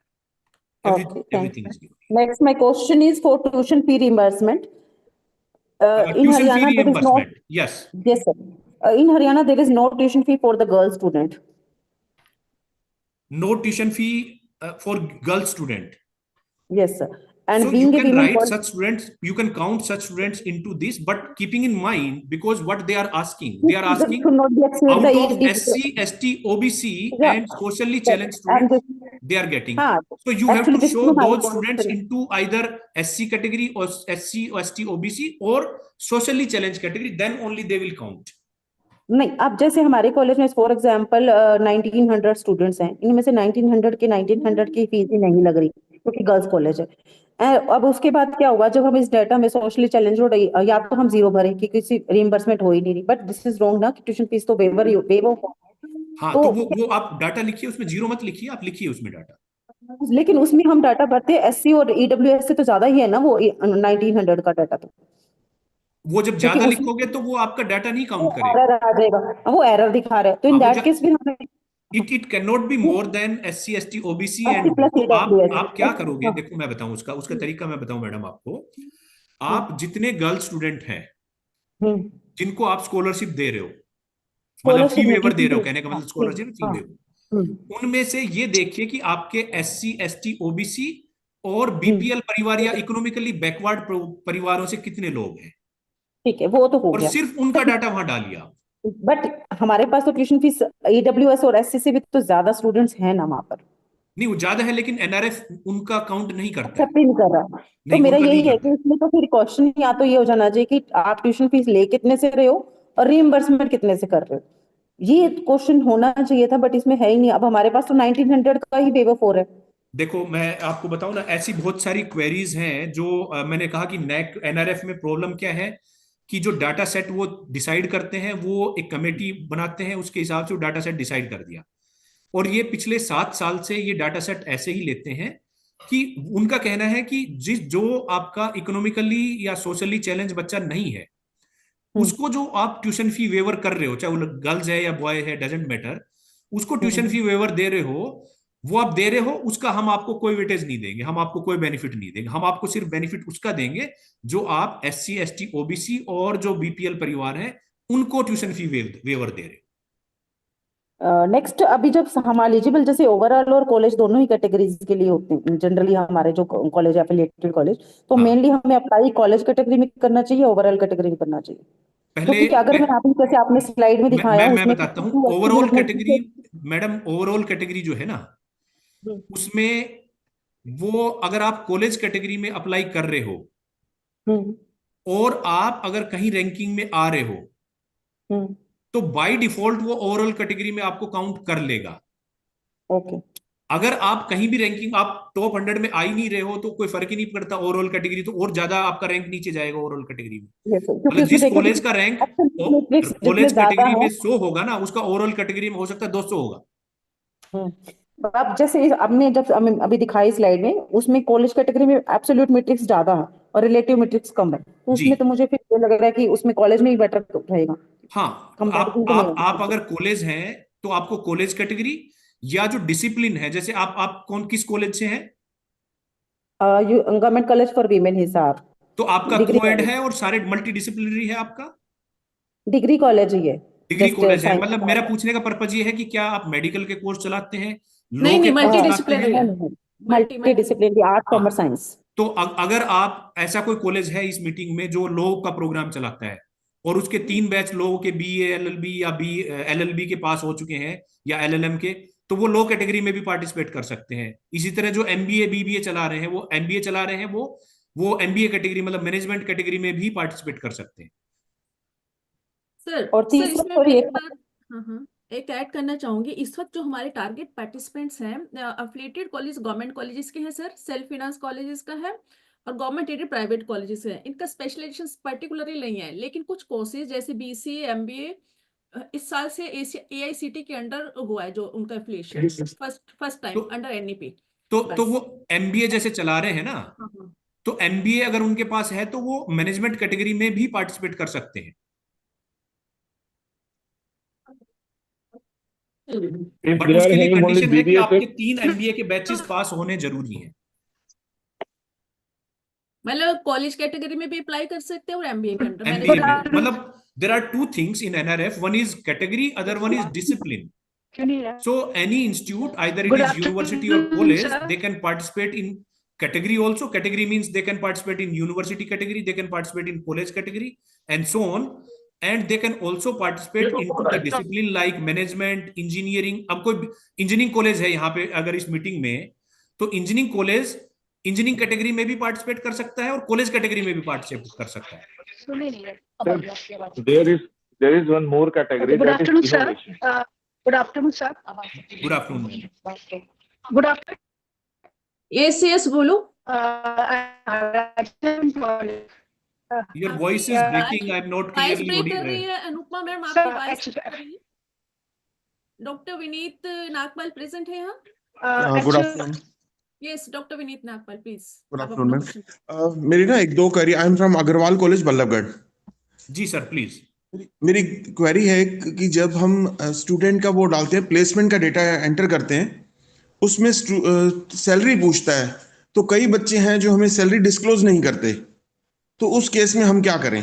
देखो एक चीज बताऊं मैं आपको, मैंने यही बात उसमें कही थी कि आपको आपका एक तो प्रॉपर TPO अगर आपके पास होगा, ट्रेनिंग एंड प्लेसमेंट ऑफिस, और अगर IQAC आपके पास होगा, तो जी। ये आपको एक स्ट्रेटेजी बनानी पड़ेगी कि आपका जो भी बच्चा आपके कॉलेज के थ्रू, हालांकि ये जो डाटा मांगते हैं वो मांगते हैं कॉलेज के थ्रू प्लेस हुआ, बट आप ओके। उसमें क्या है कि जो सेल्फ प्लेसमेंट हुई है ना, जो बच्चे ने अपनी थ्रू से, उनसे भी, क्योंकि after all he is your alumni, जी। तो आप उससे किसी भी तरह से रिक्वेस्ट करके कि भाई आप अपना एक लेटर दे दो, ये आपके लिए भी फायदा। कल को हमारा कॉलेज अगर रैंकिंग में आता है तो आप भी प्राउडली कहोगे कि मैं उस कॉलेज से मैंने बीटेक किया या BA किया जो टॉप 100 में है। तो ऐसा करके वो आपको एक कॉलेज में एक SOP बनाना पड़ेगा, स्टैंडर्ड ऑपरेटिंग प्रोसीजर, कि जो बच्चे हमारे प्लेस हो रहे हैं या पास आउट हो रहे हैं, जब उसको डिग्री आप दे रहे हो फाइनल, उस टाइम पे वो डाटा ले लो उनसे, या कोई ऐसा मैकेनिज्म आपको बनाना पड़ेगा कि उनसे ये प्रूफ लो आप। ओके, मतलब उसके बिना हमें वो करना ही जी, पड़ेगा। एनआरएफ आपसे आपसे आप मैं आपको बताऊं, last year Amity university Haryana was as a university category we were at 94th rank. Hmm. और जब आप किसी रैंक में आते हो, वो आपका बहुत ही रिगरस वेरिफिकेशन करते हैं डाटा का। वो आपसे हर बच्चे का नाम, मैंने बताया, एनरोलमेंट नंबर पूछेंगे, नाम पूछेंगे, किस कंपनी में प्लेस हुआ, क्या उसका ओके पैकेज गए, वो सब कुछ पूछेंगे। और फिर उसका लेटर मांगेंगे, ऑफर लेटर और जो ज्वाइनिंग लेटर है उसकी कॉपी मांगते हैं वो। ओके ओके, ठीक है ठीक है। अच्छा सर, दूसरा एक और था, जब हम प्रोग्रेशन और प्लेसमेंट कैलकुलेट करते हैं तो हमारे पास दो डेटा है डिनोमिनेटर के लिए। जी एक तो स्टूडेंट एडमिटेड कितने हुए थे at the time of admission, उन्होंने जब ज्वाइन किया था, जी और लास्ट में पास आउट कितने हैं। जी। तो यहाँ पे डिनोमिनेटर एडमिटेड होता है या पास आउट होता है? यहाँ पे जो जो आपका जो प्लेसमेंट हायर स्टडीज है हम्म। और जो मीडियन सैलरी वाला है, नहीं, इन प्लेसमेंट हायर नहीं, स्टडी का कुछ मैं परसेंटेज आपको कैलकुलेट। मैं आपको बता रहा हूं दोनों चीजों में। इनके लिए डाटा वो काउंट करते हैं कि आपके कितने बच्चे प्लेसमेंट के लिए इलिजिबल थे, मतलब कितने क्लियरली पास हुए, पास थे, ओके है ना। ओके जबकि जो पास आउट का जो डाटा है, GUE जो है यूनिवर्सिटी एग्जाम का, उसमें कितने एडमिट हुए थे और कितने क्लियर पास हुए, वो 80% होना चाहिए आपका। Okay okay. मतलब कुछ ऐसा होता है ना कि जब एडमिट हुए फर्स्ट ईयर में, मान लो 1000 बच्चा एडमिट हुआ, हाँ उसके बाद ओवर द टाइम 2 साल 3 साल है, कुछ बच्चे छोड़ के चले जाते हैं। हाँ जी तो लेकिन जो एक्चुअल अपीयर हो रहे हैं वो 800 हो रहे हैं। हाँ जी 800 में से मान लो 700 पास हो गए। हाँ। तो अब तो प्लेसमेंट में 800 वो पास हो 700 पे कैलकुलेट करेंगे प्लेसमेंट में। लेकिन जो आपका जो ग्रेजुएशन आउटकम कैलकुलेट करेंगे GUE, वो हम्म। जितने 1000 आपके एडमिट हुए थे उस पे करेंगे वो। ओके ओके ओके, ठीक है ठीक है। Thank you sir, thank you very much. Next Anupama Yadav. Yes, ma'am. Good afternoon, ma'am. Good afternoon, sir. Sir, actually, I wanted to ask, we have filled.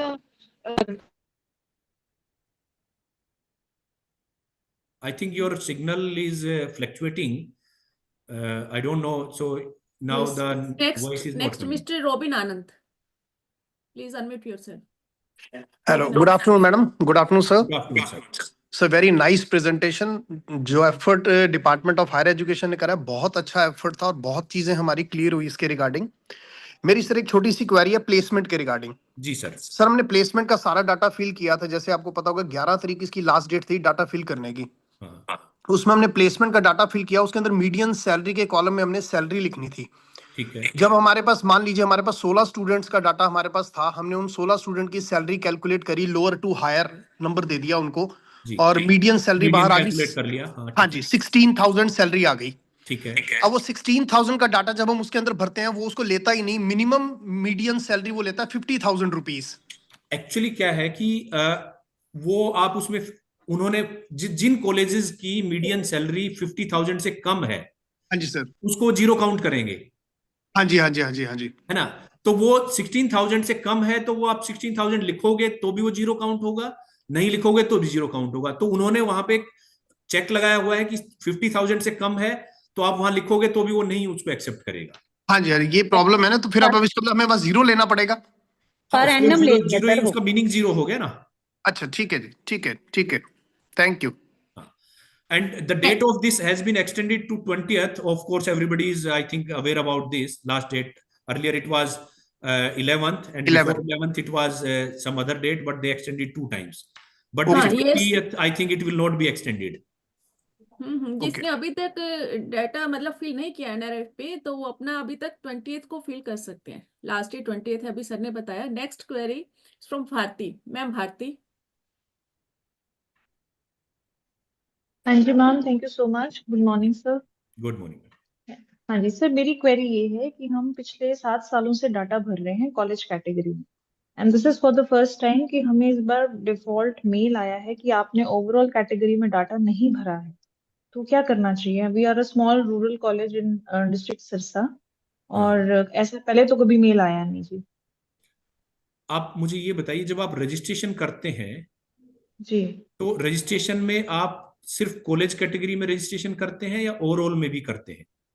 Sir, over इसमें कॉलेज में करते हैं। तो कहीं ऐसा तो नहीं कि आपने ओवरऑल में रजिस्ट्रेशन किया हो?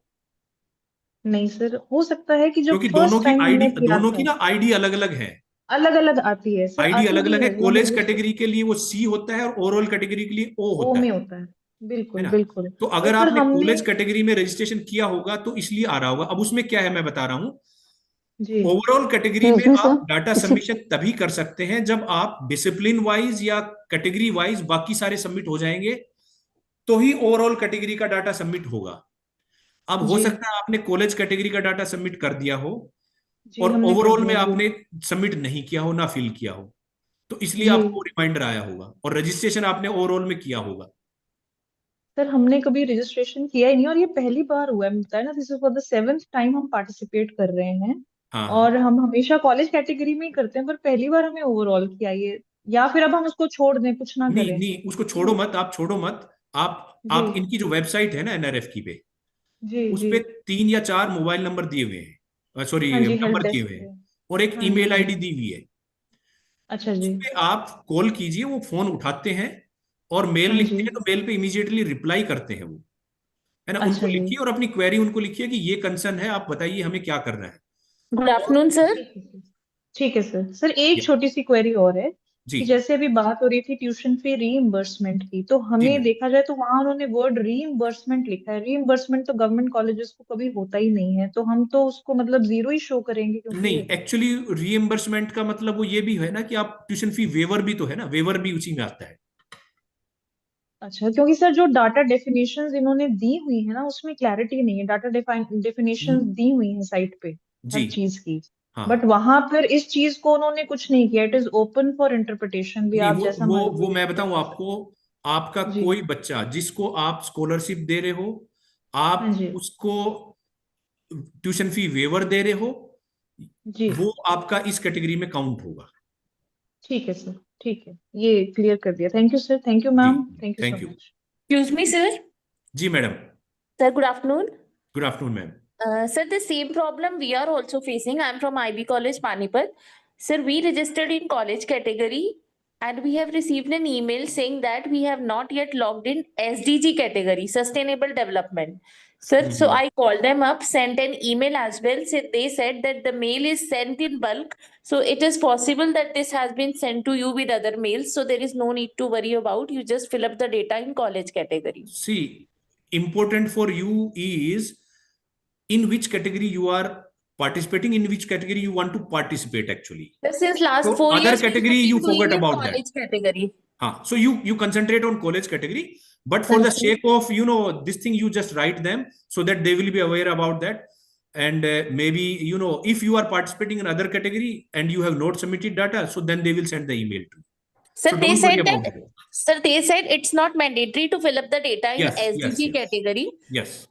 Sir, we have sent the email along with the other colleges, so there is no need to worry about. So it is okay. There is nothing requirement Okay, sir. from your side. Okay, sir. Any Yes, other query? next, who is a one plus CPH 2491? Who is that? Sorry ma'am, name change नहीं हो पाया। Okay, sir नमस्कार ma'am, हम from DN college Hisar. Sir Ma'am, your मैं voice किसी is not coming. I think it is showing network bandwidth is low from your end.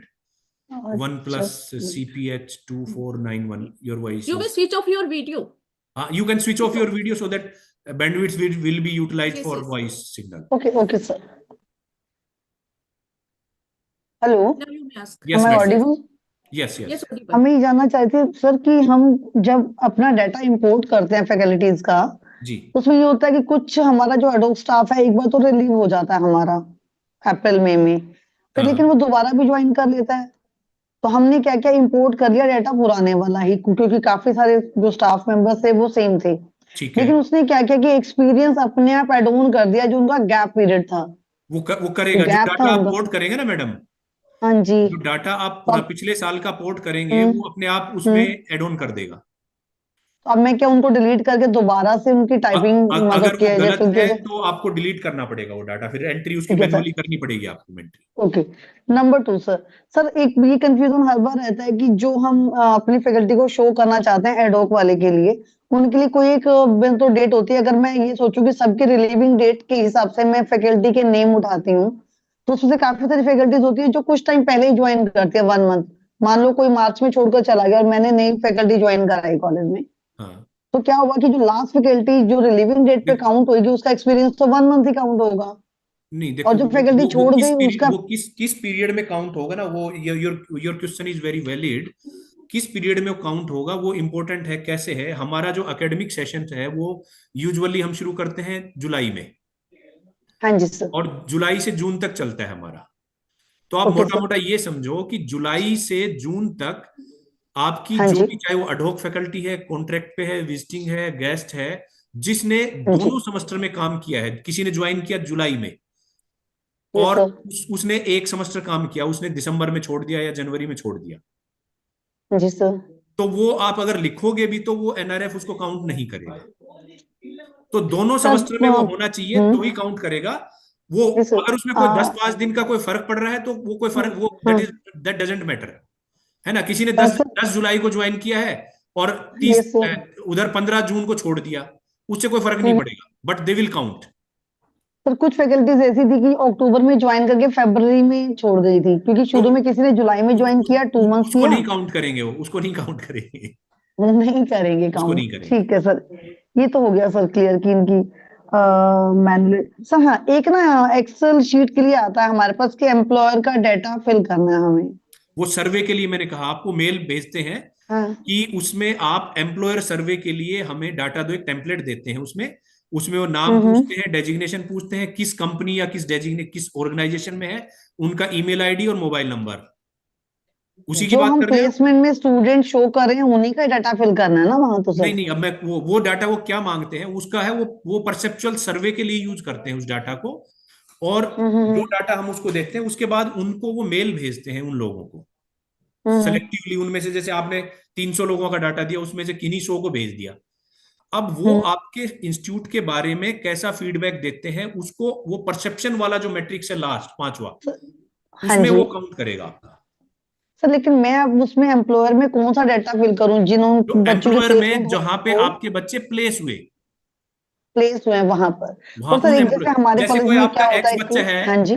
वो बच्चा place हुआ माइक्रोसॉफ्ट में, कोई गूगल में ओके। हुआ, कोई XYZ कंपनी में हुआ, तो उनका डाटा देना है वो आपको एम्प्लॉयर वाले में। ओके। और जो एकेडमिक वाला है उसमें आप किसी का भी दे सकते हो, मेरा भी दे सकते हो आप, वो किसी भी कॉलेज के किसी उसका दे सकते हो, उसमें कोई भी दे सकते हो आप।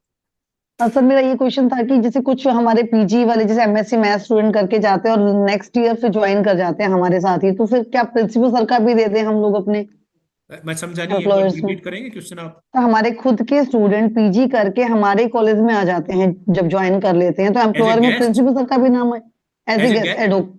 हाँ हाँ एडोक स्टाफ तो पर। वो उनको फैकल्टी में काउंट करोगे ना आप? नहीं नहीं, वो फैकल्टी में तो काउंट होंगे, बट प्लेसमेंट में काउंट कर सकते हैं क्या उनको उनको हम फिर प्लेसमेंट के लिए कह रहे प्रिंसिपल हो सर आप? का? हाँ जी सर, तो उनको क्या हम प्रिंसिपल सर का? अगर वो इमीडिएटली हुआ है, इमीडिएटली का यस सर। मतलब ये डाटा काउंट करते हैं। जैसे आपका 2024 में बच्चा पास हुआ जुलाई में, जून में, हाँ जी सर। अभी और हाँ जी। जून में पास हुआ और आपने जुलाई में जब वो पास हुआ उसी टाइम पे आपने उसको गेस्ट का ऑफर कर दिया, हाँ जी सर। तो हाँ वो जी। काउंट होगा। लेकिन वो 1 साल बाद घूम के आपके पास आया, नहीं तो उसमें स्टूडेंट आपका एफर्ट क्या हुआ? आपकी फैकल्टी काउंट प्लेसमेंट नहीं सेल करा का रही एफर्ट सर। नहीं हुआ। सर फैकल्टी के लिए नहीं पूछ रही मैं, ये मेरा क्वेश्चन है उसके लिए कि प्लेसमेंट में काउंट करके मैं एम्प्लॉयर में अपने प्रिंसिपल सर का नाम दे दूं। अपना नहीं दे सकते आप ना? ओके नहीं, ठीक है, अपना नहीं दे सकते। नहीं अपना नहीं है। ठीक है, ठीक है नेक्स्ट सर, है Mukesh Kumar. Thank you. Yes Mukesh Kumar ji. Hello नमस्कार मैम। जी नमस्कार sir, please. Yes yes yes Mukesh ji पूछिए अपना क्वेश्चन प्लीज।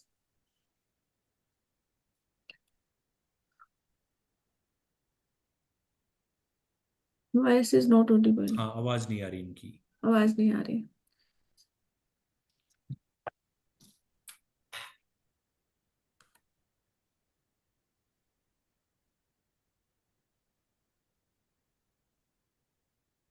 सेशन को एंड करें सर फिर? हाँ, अगर और कोई क्वेरी नहीं है पार्टिसिपेंट्स की तो और आई किसी थिंक की वी कैन क्वेरी है? Close this session. अच्छा Sir, क्लोजिंग this करनी है? time we are not able to import sir faculty नमस्कार। details. Excuse me, sir. Sorry, Sir, excuse this ma'am. time we are not able to import faculty details. नहीं, वो कहाँ किससे किस में इंपोर्ट करना चाह रहे हैं? एक ही कैटेगरी में इंपोर्ट 24 करना? to 25। नहीं, वो कर सकते हैं वो, अगर आपने जो एंट्री करी उससे पहले पोर्ट करना था आपको। सर अभी तो एंट्री नहीं की थी। हाँ, तो पोर्ट हो जाएगा। पिछले साल का आपने जो डाटा डाला है वो, आप वहां पे दो टैब आती हैं, एक 2025 की आ रही होगी टैब, जी। रेड कलर में होगी अगर आपने एंट्री नहीं करी होंगी तो, और दूसरी आती है ऑरेंज से कलर में जो 24 की है ओके। है ना? तो वहां पे आप क्लिक करके और उस डाटा को आप 25 में पोर्ट करेंगे, ऑप्शन आता है पोर्ट करने का कि आपने वो पिछले साल जो डाटा डाला था उसको पोर्ट करना है या नए सिरे से आपको एंट्री करनी है, तो वो ऑप्शन वहां पे आता है। Sir, last time we were able to do, but this time it was not imported. So we are entering the data manually. नहीं, पोर्ट हो, अगर आपने पहले एंटर कर दिया तो नहीं पोर्ट होगा वो। नहीं sir, before entering we tried to import the data but couldn't import. ऐसा मुझे लगता नहीं है, क्योंकि मैं तो पिछले लगभग 7-8 साल से जब से ये है मैं कर रहा हूँ, पोर्ट होता है। मैं अभी आपको अपना यहाँ का लॉगिन करके दिखा रहा हूँ, एक अकाउंट, उसमें कैसा आ रहा है। मैं let me share the screen, है ना? Okay sir. हाँ। Okay. हेलो, नमस्कार सर। जी सर। Just wait sir. नमस्कार मैम। मैं professor Mukesh, government college Gharaunda, Karnal से। यस सर, बताइए। एक मिनट सर, है ना? अब मैं अपना स्क्रीन शेयर कर रहा हूँ, आप देख पाएंगे इस पे।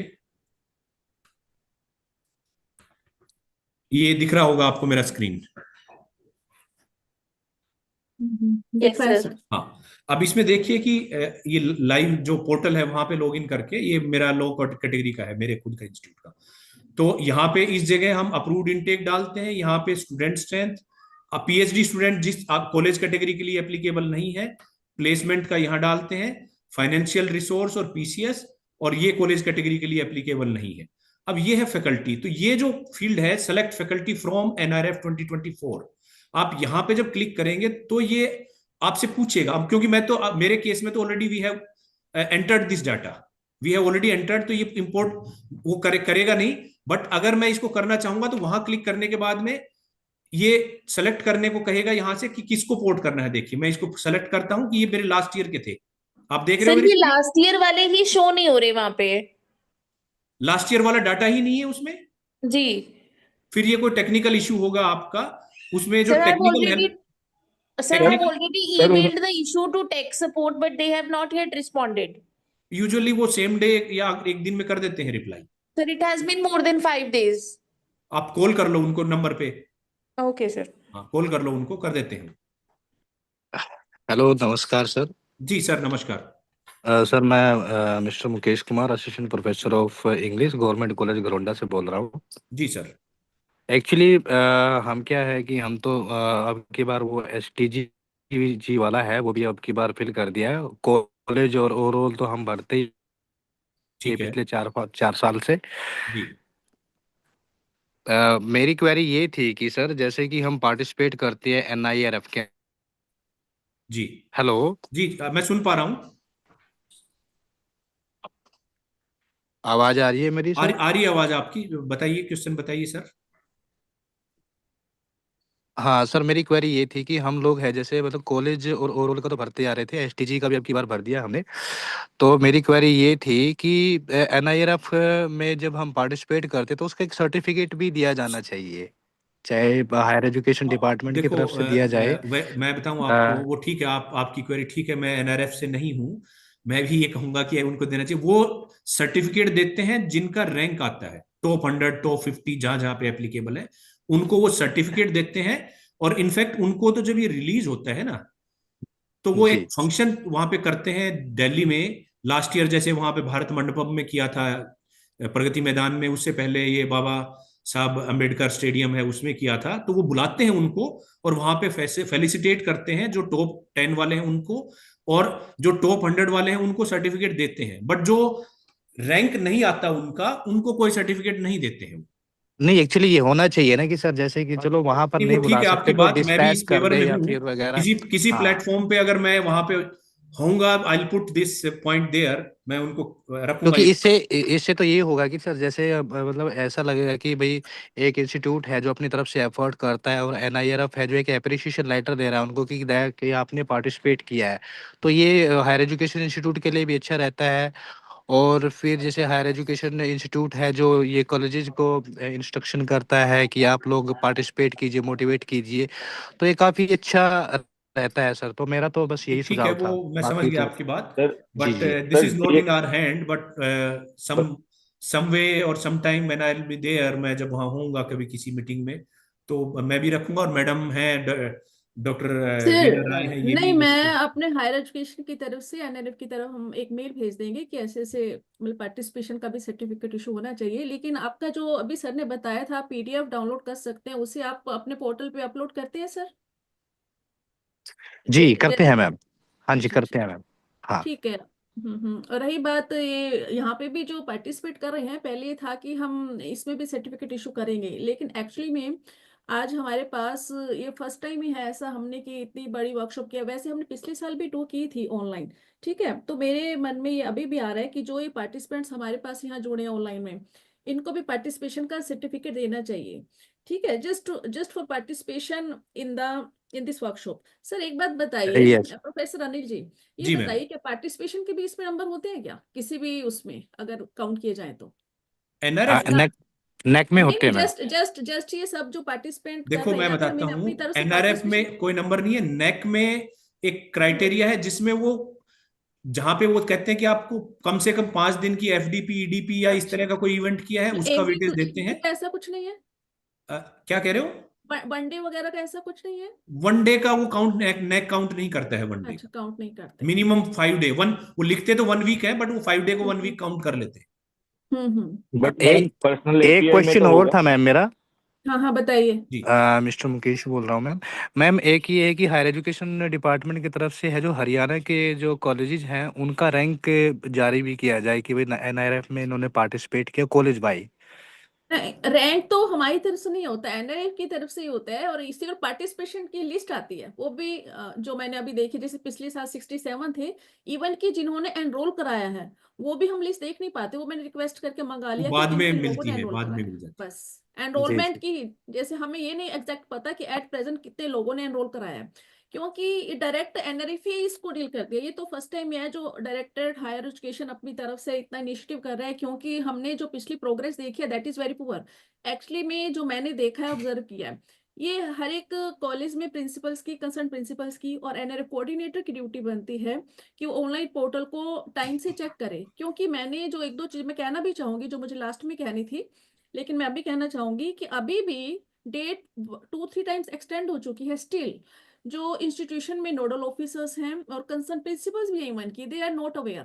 वो ये अभी भी कह रहे हैं कि डेट एक्सटेंड कर दो, हमें ये नहीं पता रजिस्ट्रेशन कब करना है। मतलब कि still lot of communication done to all types of institutions, specifically government colleges, government aided colleges, and at this time we have considered self-finance colleges also. People are not aware. मतलब कि registration के duty लिए तो बहुत time होता है registration के ma'am, लिए बहुत टाइम देता है रजिस्ट्रेशन के लिए एनआईआरएफ। भी लोगों को नहीं पता। अभी भी काफी सारे लोगों ने रजिस्ट्रेशन नहीं कराया। मेरे पास अभी तो रिस्पॉन्सेज आए 400 में से 100 लोगों ने रजिस्ट्रेशन ही नहीं कराया। और इवन की इस वर्कशॉप में भी प्रेजेंट होंगे काफी सारे 30-40 लोग जिन्होंने रजिस्ट्रेशन नहीं कराया, स्टिल दे आर अटेंडिंग। मतलब I don't understand but this type of lagging is there. इस टाइप का लैगिंग नहीं होना चाहिए। हर किसी की रिस्पॉन्सिबिलिटी बनती है, ड्यूटी बनती है। हम लोग फैसिलिटेट कर सकते हैं, क्योंकि डायरेक्ट हम एनआरएफ के प्लेटफॉर्म पे नहीं है। और डायरेक्टेड की जो चीज ऑनलाइन हो जाती है तो रिस्पॉन्सिबिलिटी ऑटोमेटिकली कंसर्न पर्सन की होती है, ठीक है। यस क्योंकि मैम आप बिल्कुल ठीक कह रहे हो। हम्म रजिस्ट्रेशन के लिए ना बहुत टाइम देता है वैसे एनआईआरएफ, वो बहुत देता ज्यादा है, टाइम काफी देता लोग है। अवेयर भी हो रहे हैं। पता है क्या होता है, और टाइम कई बार देता है, नोटिफिकेशन एक्सटेंड भी आता है कर मैम, देते हैं 4-5 डेट बार को। नोटिफिकेशन हाँ। आता है उसका। मतलब ये रिक्वायरमेंट होती है डायरेक्टेड तरफ से इंस्ट्रक्शन आए, ऐसा नहीं होता। हर किसी को अपनी ड्यूटी अच्छे ढंग से करनी है। और जैसे ही ऑनलाइन पोर्टल होता है, कंसर्न इंचार्ज को इंस्ट्रक्ट कीजिए। जो भी यहाँ प्रिंसिपल बैठे हैं, मैं उन्हें एडवाइस करूंगी कि इवन की कंसर्न एनआरएफ कोऑर्डिनेटर या नेक इंचार्ज है, उनकी ड्यूटी बनती है कि टाइम बाई टाइम पोर्टल को चेक करें और अपना साथ साथ फिल करें। तो हम इस टाइप की कोई भी बाद में मतलब पेंडेंसी हो ही नहीं सकती।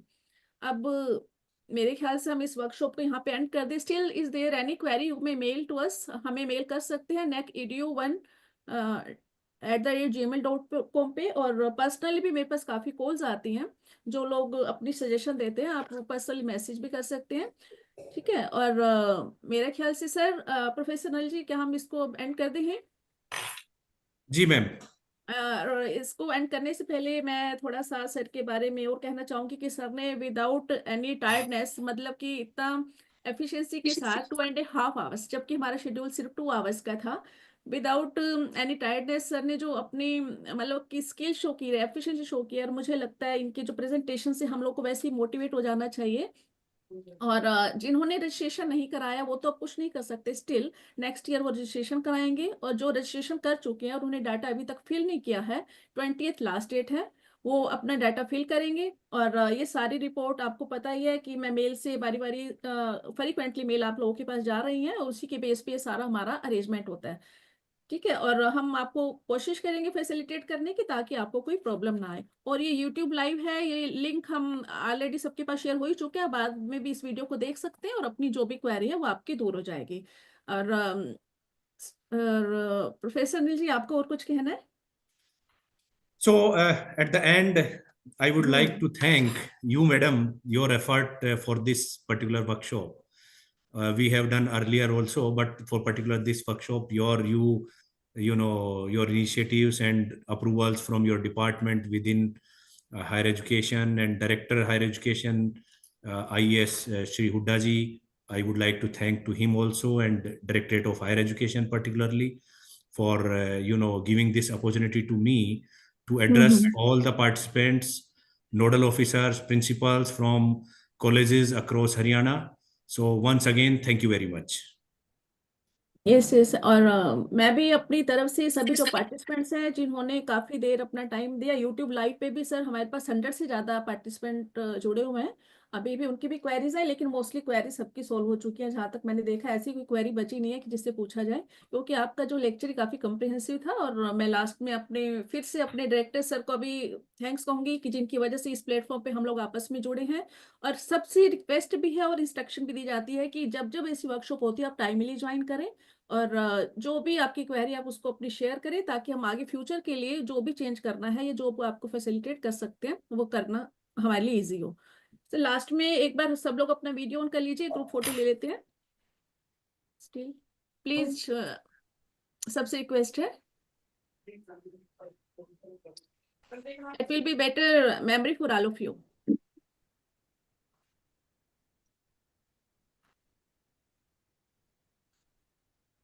Please hurry up.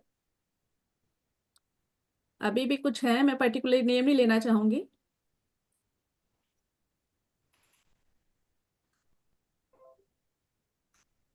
Yes. Thank you. Now you may leave the meeting, please. Ma'am, will we provided some certificate of this workshop or? No. This has not been granted permission. Certificate आगे के लिए हम देख लेंगे, ठीक है। Okay. Okay, ma'am. Feedback link हम share कर देंगे आपके मेल्स पर, आप उसमें अपनी फीडबैक दे देना।